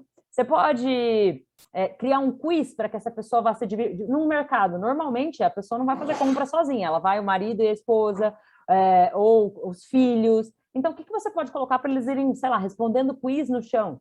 Ou vendo alguma coisa, algum espetáculo. O que pode acontecer para que esse problema, se você não pode minimizar a fila, como é que isso pode ser mais agradável? Segundo ponto da pirâmide da experiência do cliente é minimizar o esforço. E aí, quer ver? Você já deve ter comprado alguma coisa online, e aí você está lá no meio da sua compra, né? Está lá tentando comprar. Já preenche esses dados aqui, aí você começa a preencher. Mais uma página, aí você fala, ai, quer saber? Depois eu continuo comprando. Tá muito trabalho. Como é que você pode minimizar o esforço? E isso importa muito. A gente, às vezes, nem se dá conta. Fala, nem é importante. Só que quando alguma coisa é muito rápida, você compra e você nem percebeu. Você fala, nossa, foi tão gostoso. E a gente gosta dessas experiências. Lembra da magia de um clique do Google? O tempo todo a gente está querendo facilidade. Eu quero facilidade para minha vida. Imagina que legal se eu estou ali no trânsito e alguém chega me oferecendo uma água. Não, que maravilhoso. É o momento ideal. Então, como é que você pode minimizar o esforço do seu cliente? Ele ia te perguntar, isso serve até para as coisas mais bobas, tipo assim, quais as perguntas frequentes do meu cliente, que são as FAQs, né, que a gente sempre vê. Se você entrar agora num site e ver o FAQ, são as perguntas que frequentemente os clientes fazem. Pô, se você colocar uma FAQ, talvez o seu cliente não tenha que te perguntar. Talvez está mais fácil para ele. Ai, que bom. Já entendi. Quer ver um exemplo? Costumeiramente tem problemas de internet, né? E aí, quando eu ligo, e eles dizem assim, detectamos que tem problema na sua região, mas já estamos trabalhando nisso. Eu nem vou para a próxima etapa, gente. Eu nem vou para pegar protocolo, uma série de coisas. Só deles me dizerem se é verdade ou não é, eu não sei. Mas eu escuto isso e falo, posso ficar tranquilo, eles estão tentando resolver. Eu tive uma resposta, minimizaram o meu esforço de buscar essa resposta. Que tipo de esforço a gente pode minimizar dos nossos clientes? Dele lembrar qual é o horário, dele lembrar o que ele comprou, que dia chega, dele lembrar quantas calorias tem, não sei. E aí depois a gente começa a pensar em se conectar emocionalmente, né? E conectar o coraçãozinho do cliente, porque ele tá, ufa. E nem sempre a gente tem que ser perfeito, tá, gente? Algo muito importante, o cliente nem sempre tem razão, mas ele tem o seu conjunto de razões e ele chega ali com as verdades dele, tipo, falando assim, melhora a minha vida. E aí você precisa mostrar que você está preocupado e que tem humanos ali atrás fazendo isso acontecer. Aqui eu trouxe alguns exemplos para a gente pensar em como essa pirâmide da experiência do cliente na prática funciona.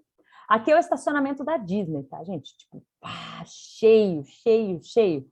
E era muito comum os clientes terem um problema. Eles chegavam às 8 da manhã, porque quer curtir o parque, então chega cedão. Eles chegavam, até tinham comprado as pulseirinhas, Fast Pass, para ir mais rápido e tal. Só que no final, aí eles curtiam tanto o dia, era tão legal no parque, que quando eles voltavam no final do dia, eles tinham um problema. Onde eu parei meu carro? Ele não lembrava. Olha o tamanho desse estacionamento, gente. Onde eu parei meu carro? O que eles fizeram lá na Disney para resolver o problema e minimizar o esforço? E daí, obviamente, se conectar emocionalmente. Eles começaram um processo simples, não teve dinheiro, tá? Processo. Eles perguntavam para a pessoa, que horas você chegou? Porque eles sabiam, na fila A e na fila B e na fila C, são os clientes que chegaram entre 8 e 8 e meia. Na fila D, nananana, eram os clientes que chegavam às 10 às 10 e meia. Então, eles tinham esse controle, os próprios funcionários da Disney. Então, quando chegava, só perguntava, qual é a sua fileira? Ah, então vem comigo que a gente vai encontrar seu carro. Ó, deve estar em uma dessas 3. E ele encontrava, ele falava, caramba, que legal. Olha um processinho, né? Um processinho que a gente muda e pode mudar tudo. E aí as pessoas ficavam muito mais felizes, porque elas estavam cansadas já do fim do dia. Então, minimizava o esforço e resolvia o problema delas. Aqui eu vou trazer alguns outros exemplos onde a pirâmide também foi aplicada, tá? Essa é a Zappos, uma empresa conhecida, assim, todos os cases que vocês escutarem falar de experiência do cliente, dificilmente não vai ter Zappos ali no meio. A Zappos é uma empresa de calçados, né, um varejo lá de fora, e ela tem alguns casos icônicos, onde o cliente nem sempre tem razão, mas ele tem as suas razões e eles respeitam muito a pirâmide.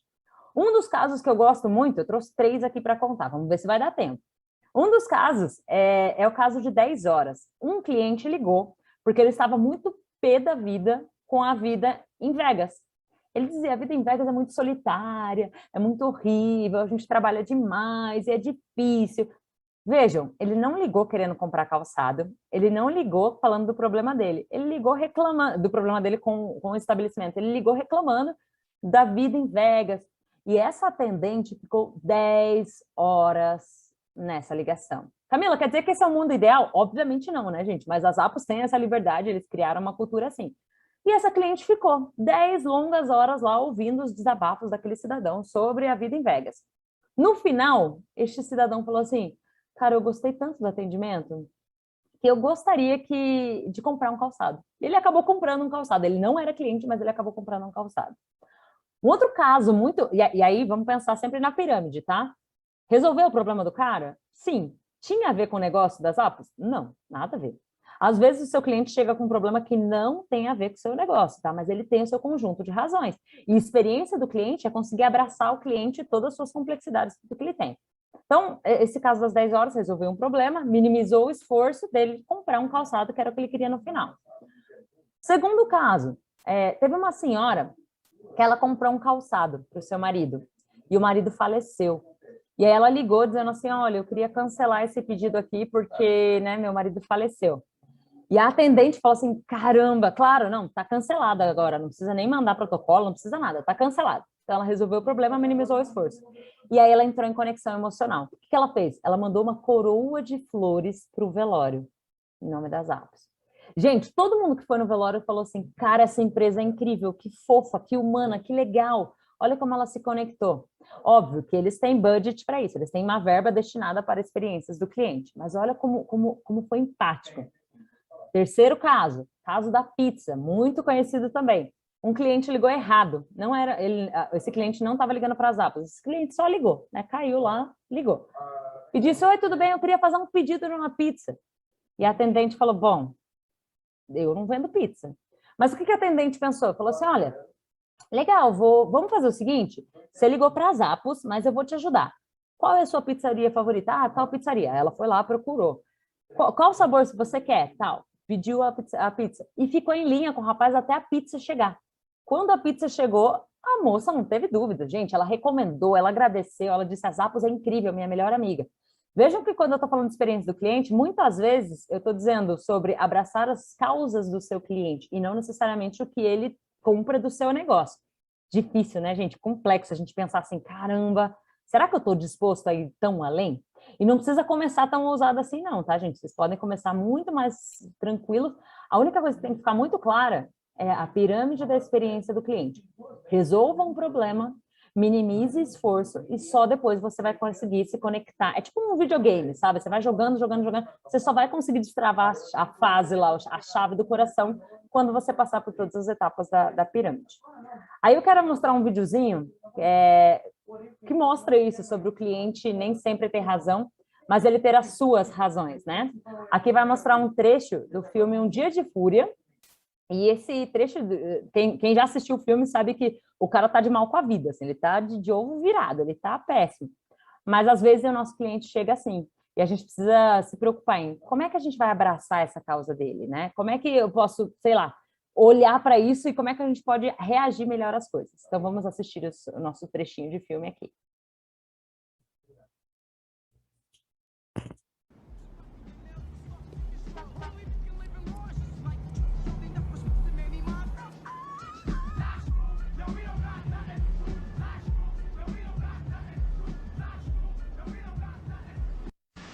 Oi, posso ajudar? Pode, eu quero um omelete de queijo e presunto com batata frita. Eu sinto muito, já paramos de servir o café. Estamos servindo o almoço agora. Eu quero café da manhã. Mas não estamos mais servindo. É o que você diz. Aquele é o gerente? É sim. Quero falar com ele, por favor. Claro. Rick, esse freguês quer falar com você. Pois não? Oi, eu quero um café da manhã. Já paramos de servir o café. Eu sei que pararam de servir o café, Rick. A Sheila me disse que já pararam de servir o café. Por que eu estou tratando vocês pelos primeiros nomes? Eu nem sei quem são. Eu ainda chamo meu chefe de senhor. Eu trabalhei para ele 7 anos e meio, mas quando entro lá, ele é um estranho. Eu chamo vocês de Rick e Sheila como se estivéssemos numa reunião íntima. Eu não quero ser seu amigo, Rick. Eu só quero um café da manhã. Pode me chamar de senhorita Folsom se quiser. Sheila, nós paramos de servir o café às 11h30.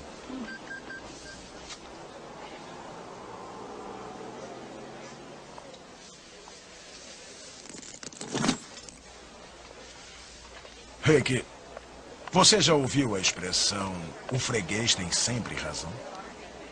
Já. Pois é, então, aqui estou eu.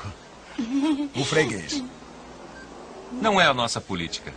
Vai ter que pedir alguma coisa do cardápio do almoço. Eu não quero almoçar. Quero tomar café. Eu entendi. Eu sinto muito. Ah, é? Pois eu também sinto muito.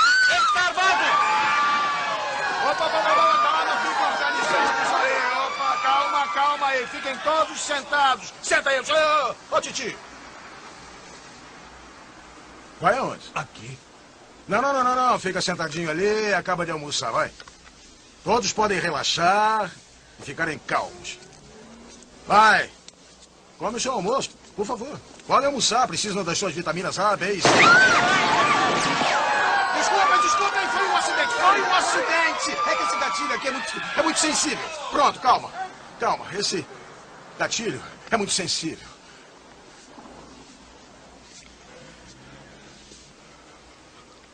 Rick, eu posso tomar café, por favor? Sim, senhor. Sheila.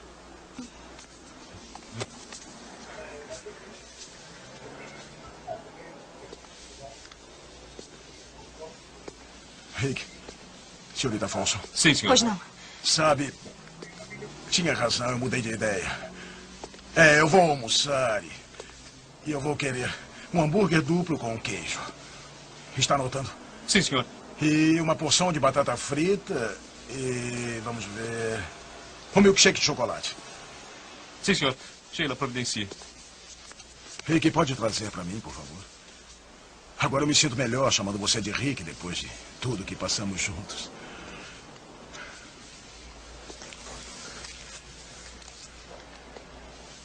Como vai? E aí, tá gostando? E você, filho? Tá gostoso?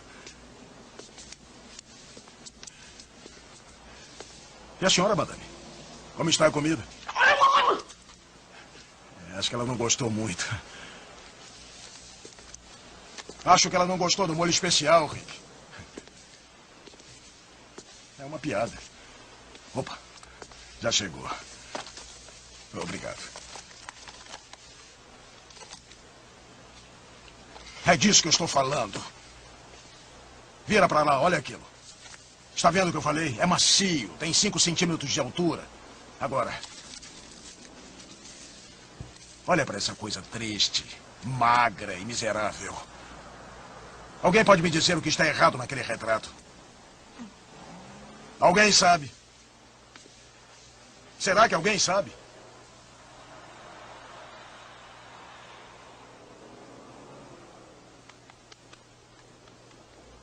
E nesse trecho tem tanta coisa para a gente refletir, né? Primeira coisa é que muitas vezes a gente tenta seguir o processo nas nossas empresas, mas seguir o processo, não estou estimulando ninguém para não seguir, tá, gente? Mas seguir o processo precisa ouvir o ser humano que está lá do outro lado.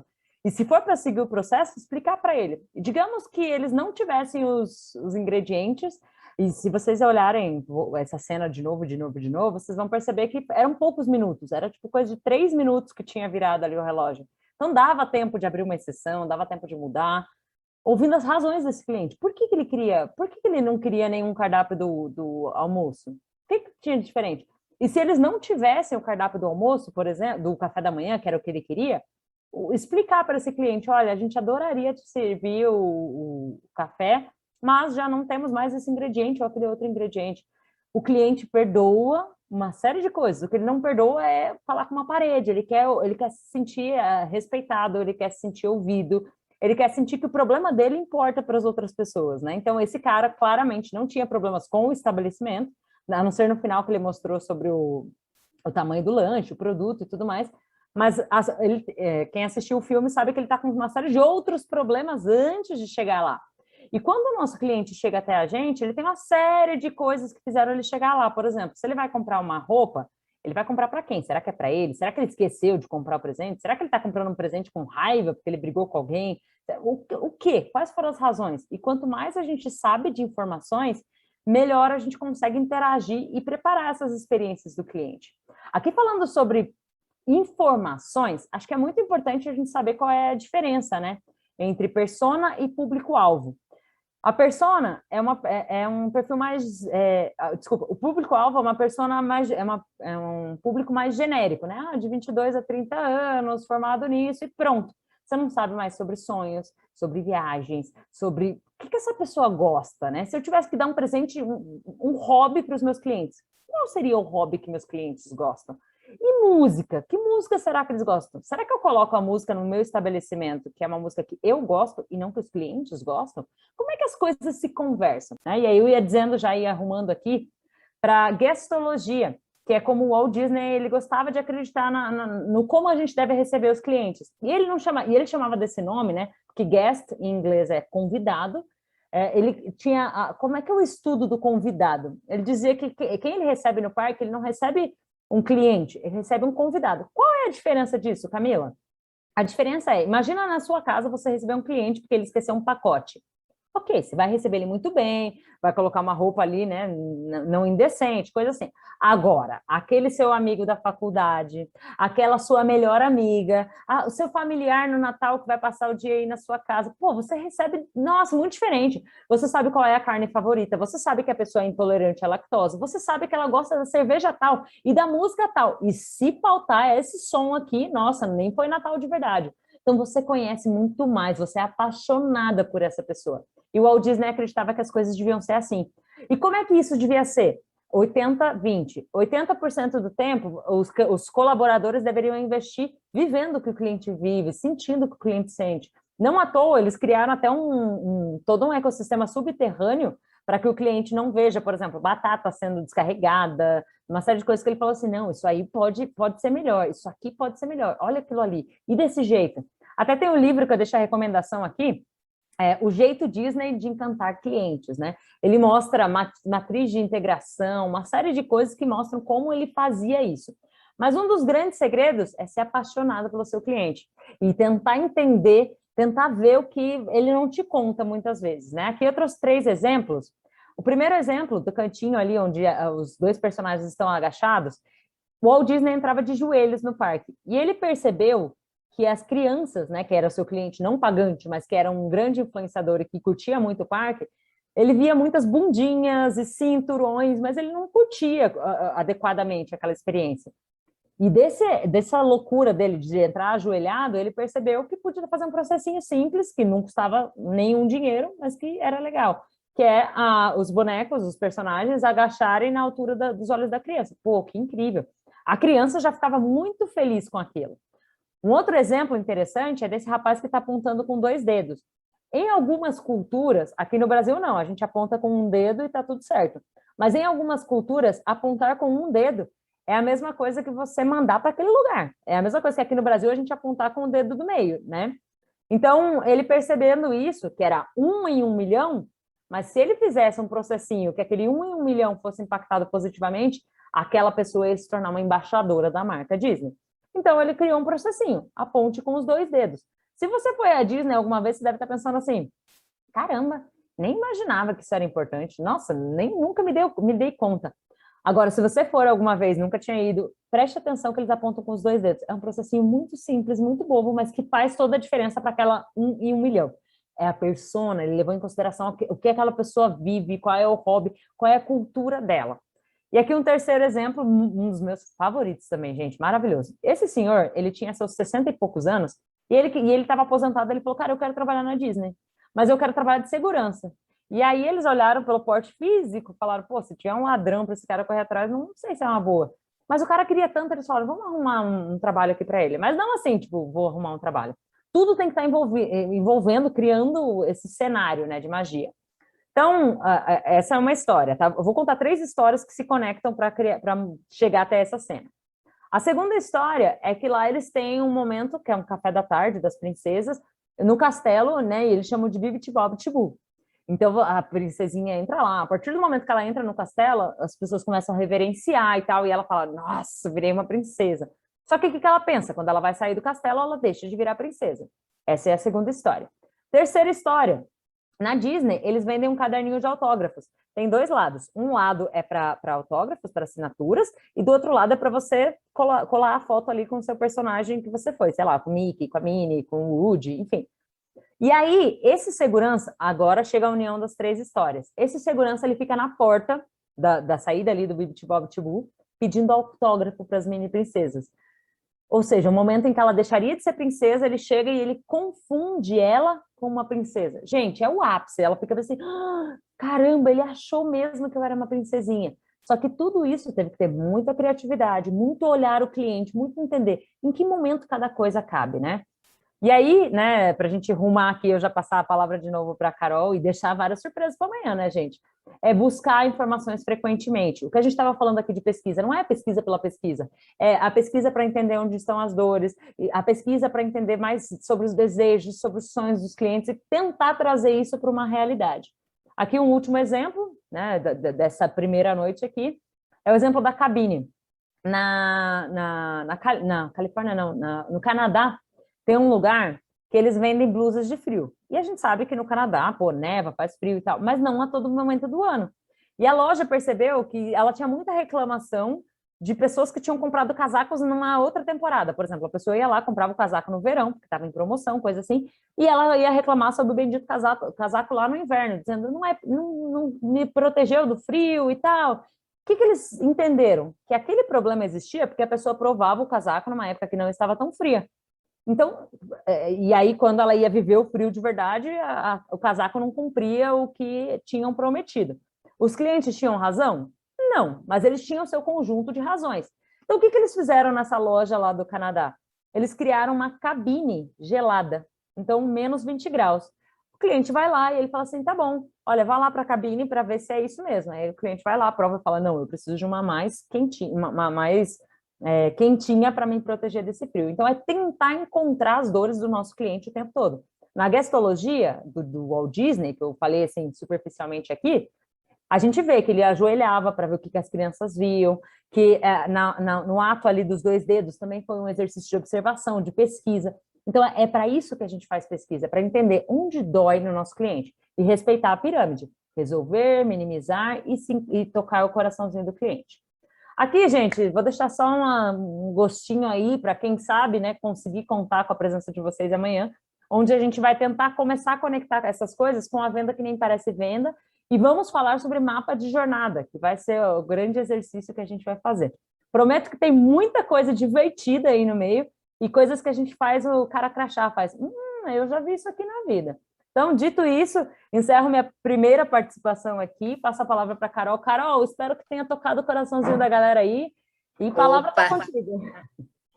Opa, pessoal, exatamente. Maravilha, gente, maravilhosa essa aula, né? Fala sério. Isso é só o dia 1, tá? Lembrando, dia 1, vou deixar a Camila tomar uma aguinha agora, que a gente viu bastante coisa, né? E vou voltar aqui a compartilhar, então, minha tela com vocês. Vou agora, falar do que a gente... Aproveitar aqui os conhecimentos, né? De tudo que a Camila nos mostrou. Teste, hora do quiz. O que é ROX? ROX. Respondam para mim aí, até para a gente testar, ver se o pessoal deu F5 e está acompanhando a live. E o chat está rolando. Ó, Raquel Velho, quanto conteúdo incrível. Obrigada, Camila. Tocou muito, gostinho de quero mais. A Neita Matos super participando aqui, hein? Vamos lá, gente. Responde para mim, baseado no que a gente acabou de ver hoje aqui no dia 1 do nosso workshop. O que é ROX? É o número 1, Return of Experiment. Número 2, Return of Experience. O número 3, Return of Xuxa. Fala para mim aí. Raquel Velho respondeu 2, Pamela 2, Marília 2, Dayana 2, Gabriela Marques 2, André Pracídio, Beatriz, todo mundo arrasando, 2. É isso? É isso mesmo, né? Então, estamos bem, gente. Raíssa, 2, todo mundo arrasou, todo mundo acertou. Vamos para o quiz 2, então. Qual que é a base da pirâmide da experiência? Agora eu quero ver quem ficou atento. Eu resolvo o problema? Ou a gente vai encantar? Ou seria aumente o preço do seu produto? Vamos lá, aquela perguntinha capciosa, gente. Qual é a base da pirâmide? Era para ser A, B e C. A pessoa aqui deu uma erradinha, mas tudo bem. Eu vou esperar aí vocês responderem dessa vez. Qual que é a base da pirâmide? Resolva o problema? 1. Encantar? 2. Ou aumente o preço do seu produto? 3. Muito bem, a Pamela já mandou 1, tá? Gabriela 1, Raíssa 1, Rayane 1, Beatriz Cohen 1, Valéria Assunção 1, Raquel Velho 1. É isso mesmo, Camila? Resolva o problema, não é? Resolva o problema, não adianta, não tem bombom que salva se não resolver o problema primeiro. Pois é, a partir da resolução do problema é que a gente começa a trabalhar ali com a emoção, né? Isso mesmo, Neita, é resolver o problema. Bom, gente, vocês viram aí que Customer Experience não se trata de cargos, tá? Vocês podem ser aquela pessoa que tem uma visão, né, estratégica, de repente está vendo ali a necessidade, viu que o cliente comentou alguma coisa, já pega aquela deixa. Olha quantas empresas estão contratando, isso aqui é só um pedacinho, tá?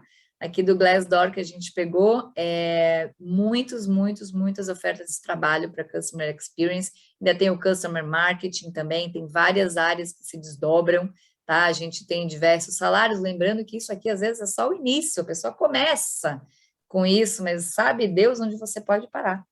Então, vamos falar aqui das habilidades do Customer Experience, ou da experiência do cliente, né? Bom, você vai mapear problemas, oportunidades, a gente viu aí, a Camila já falou, coletar dados, isso é muito importante, dar voz ao cliente, não adianta você achar que só você fala, que você super tem razão, aquela pesquisa que ela mostrou, 80% dos empresários achavam que estavam arrasando, 8% dos clientes concordou, então precisa perceber, democratizar ideias também, elas podem vir de todos os lados, não é o funcionário da direção, só aquele cargo-chefe que vai saber trazer uma ideia legal, às vezes a pessoa lá de baixo também, ela está mais atenta. E comunicar, né? Comunicar sempre em qualquer área. O que você vai aprender no curso de Customer Experience? Gente, esse workshop aqui, ele é um resumão bem delícia, tá? Isso aqui vocês estão tendo uma degustação, mas o curso vai te trazer o quê?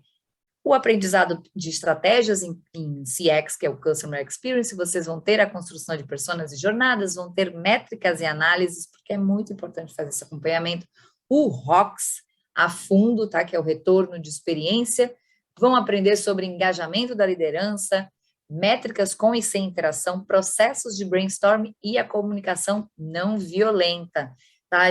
Nosso curso aqui ele é dividido em 4 partes. Na primeira, introdução à experiência do cliente. Na segunda, vocês vão ter um mapeamento da jornada e as métricas. E depois, na parte 3, cultura centrada no cliente, que é aquele centric, né, que a gente viu. E a parte 4, enfrentando a entrevista e o projeto final, porque também é importante vocês saírem com uma prática, né? Não adianta só assistir e não sabe fazer nada. Como funciona a rotina do nosso curso? Aprenda sobre o tema. Então, são videoaulas, tá? Elas são gravadas, mas com conteúdo muito fácil para você realmente entender. Colocando o aprendizado em prática, vocês então vão ter exercícios, lembrando que vocês podem fazer no tempo de vocês, tá? Vocês não precisam se preocupar, ai meu Deus, eu não consigo hoje porque eu cheguei mais tarde do trabalho, é no tempo de vocês. Vou poder trocar conhecimento com os tutores. O que é isso? É diferente de outros cursos que às vezes você só vai ver um vídeo e nada acontece, você nem sabe realmente se você está entendendo, se você está aprendendo. Aqui na EBAC a gente tem os tutores, então eles fazem um acompanhamento das atividades com vocês, inclusive para vocês verem onde tem que melhorar, tá? Esse é um grande diferencial. E consolidar o conhecimento, obviamente, através de projetos. Então você já sai daqui, como eu falei, com uma prática.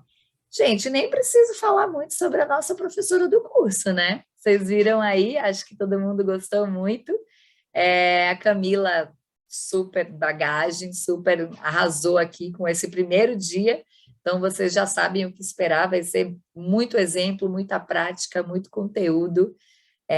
Show. Então, qualquer informação a mais, inclusive, continuem mandando aqui no chat, ó. O Igor está me dando boa noite, não acabou, eu vou entrar no momento das perguntas, se alguém tiver, é agora, a gente passamos um pouquinho, mas está gostoso, vamos lá, eu ainda consigo fazer umas perguntinhas. Bom, aqui a Juliana Alvarenga seria a nossa Customer Experience, ela é a líder do atendimento aos estudantes aqui, e, bom, como eu falei, ela destaca justamente essa troca com os tutores, né, de você saber se está fazendo direitinho o exercício, no que pode melhorar. Bom, a gente também tem um centro de carreiras aqui na EBAC, para você que não conhece, né? Dá para você ter uma assistência aí na sua preparação do seu portfólio, então, às vezes, você pega aquele conteúdo, aprendeu tudo direitinho, mas não sabe como organizar para se vender, né? Para você se colocar no mercado. Então, a gente dá essa força aqui no centro de carreiras, faz o seu currículo e o perfil no LinkedIn, tem a preparação para processos seletivos, né? Com dinâmica de grupo, entrevista individual. Além disso, a gente também tem aqui a mentoria com os recrutadores e profissionais da sua área de atuação e casos de projetos finais preparados por empresas reais. Quando a gente mostra aquela tela lá no início dos parceiros, é por isso, porque a gente consegue ver com eles as necessidades e preparar pessoal para o mercado. Agora sim, aquele momento que eu falei lá no início, né, que hoje a gente ia ter aqui para os participantes. De novo, se você veio pelo YouTube, é a hora de vir para a página da EBAC, tá? A gente começa, então, aqui com descontão. Pessoal, se vocês entraram na página do curso, podem até entrar agora, vocês vão ver que tem um valor, né, normal desse curso, e agora a gente está com simplesmente 60% de desconto. Esse curso saía R$3.650, está sendo ofertado por R$1.310. Tá? São 60% de desconto, mais R$150 de economia. Então, você economiza R$2.340. É um precinho maravilhoso, não podem perder. Eu vou passar aqui. Também lembrando que a gente tem o certificado, tá? Do Customer Experience aqui. Lembrando que o nosso curso tem uma duração de 4 meses, porém você pode fazer no seu tempo, acesso até 1 ano. Com prática, feedback, retorno sobre todas as seus exercícios com os tutores e o projeto final, tá? Vou falar aqui novamente, pessoal, a gente está com esse desconto, é por tempo limitado. Se vocês clicarem agora no link, vocês vão ver que tem um reloginho que está contando o tempo, então esse precinho não vai ficar para sempre, tá? Vocês podem clicar, não é uma página ainda de compra, fiquem tranquilos, vocês vão ver a promoção, ver que tem um reloginho e ali vocês programa para ver se você dá uma pensadinha e fecha o curso com a gente, tá? Ó, eu já recebi até um comentário aqui, ó, gente, esse curso parece ser perfeito. Pois é, Raiane, é perfeito mesmo. Então, a gente está até fazendo parcelamento, olha só, de 3.650, além do super descontão, você pode parcelar em 12 vezes de 109,17, tá? É parcelamento que você quer? Parcelamento que a gente tá. E, gente, se alguém tiver, eu vi que tinha gerente aí, tinha empreendedor, se você de repente acha que esse curso pode ser útil para a sua equipe, temos condições especiais para grupos, tá? Ou às vezes você tem 2 ou 3 amigos que você lembrou assim, acho que esse curso podia ser muito útil, tá querendo abrir uma empresa e tal. Entre em contato com a gente, você dá uma clicadinha no link para registrar o interesse no curso, e aí você vai se comunicar com a nossa equipe de vendas, tá? Eu não consigo te passar o valor aqui agora, mas eles sim vão conseguir passar as condições especiais para grupo. Perfeito?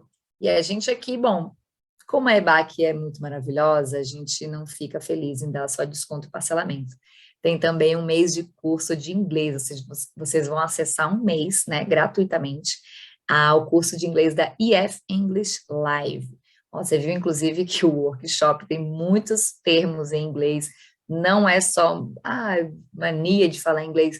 O mercado é global, eu já fui trabalhar em 7 países diferentes, por sorte também falo espanhol, mas o inglês é a língua mundial, então isso não é gasto, é investimento, tá? Então vocês vão ter um mês de acesso à EF English Live, que tem 16 níveis de inglês, e tem certificado reconhecido internacional, tá? Tem teste de nivelamento também. Então, isso é muito importante. Chegou aquele momento, eu não vou ter muito tempo, gente. Já a Camila, meu Deus, tivemos problemas, enfim, tentaram derrubar a nossa live, mas a gente não permitiu.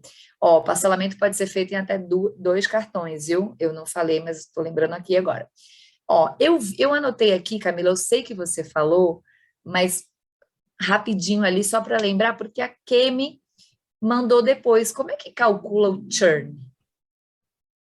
Tem uma formulinha. Sim, é super simples. Você calcula o número de clientes que você tinha no começo do período. São 2 dados que você precisa, basicamente. Os clientes que você tinha no começo do período e os clientes que você teve no final, o que você perdeu no meio do período, né? Eu até deixei lá o printado bonitinho. Deixa eu pegar e resgatar aqui para...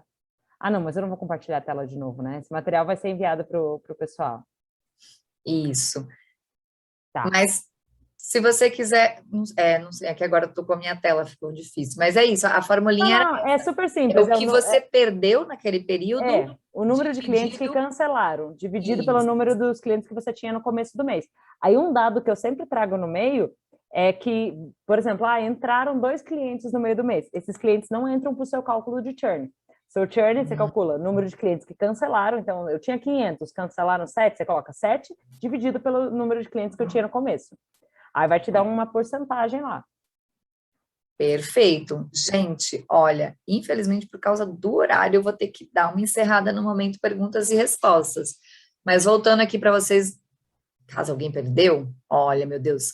Então, de novo, descontão de 3.650, você pode parcelar em até 2 cartões, 12 vezes sem juros de 109,17, sem juros, tá? Lembrando, gente, 60% de desconto, uma super economia. E é isso, amanhã lembrar para vocês que estão aqui, aliás, muito obrigada, gente, 181 pessoas aqui maravilhosas que acompanharam essa super aula. Hoje foi o dia 1 do nosso workshop Experiência de Usuário, o segredo para conquistar seu cliente. Então, amanhã tem mais, tá? Vocês voltem aqui, porque a Camila vai continuar falando sobre, e a gente vai fazer aquele compartilhamento do formulário, tá? Para vocês concorrerem à bolsa. É isso, muito obrigada mesmo a todos vocês. Se vocês quiserem ver aí a agenda de eventos, só acessar aqui o link, tá? E entrar em contato com a nossa equipe por qualquer dúvida. Tem o e-mail, tem o telefone e a nossa rede social, @ebac. Camila, muito obrigada mesmo, inclusive pelo avançar do horário, viu? Foi um show e eu estou ansiosa para amanhã. Fechadíssimo, Carol. Obrigada, pessoal. Até amanhã. Estou ansiosa já, contando aqui com a presença de todos, hein? Obrigada. Tchau, gente. Até amanhã. Tchau, boa noite.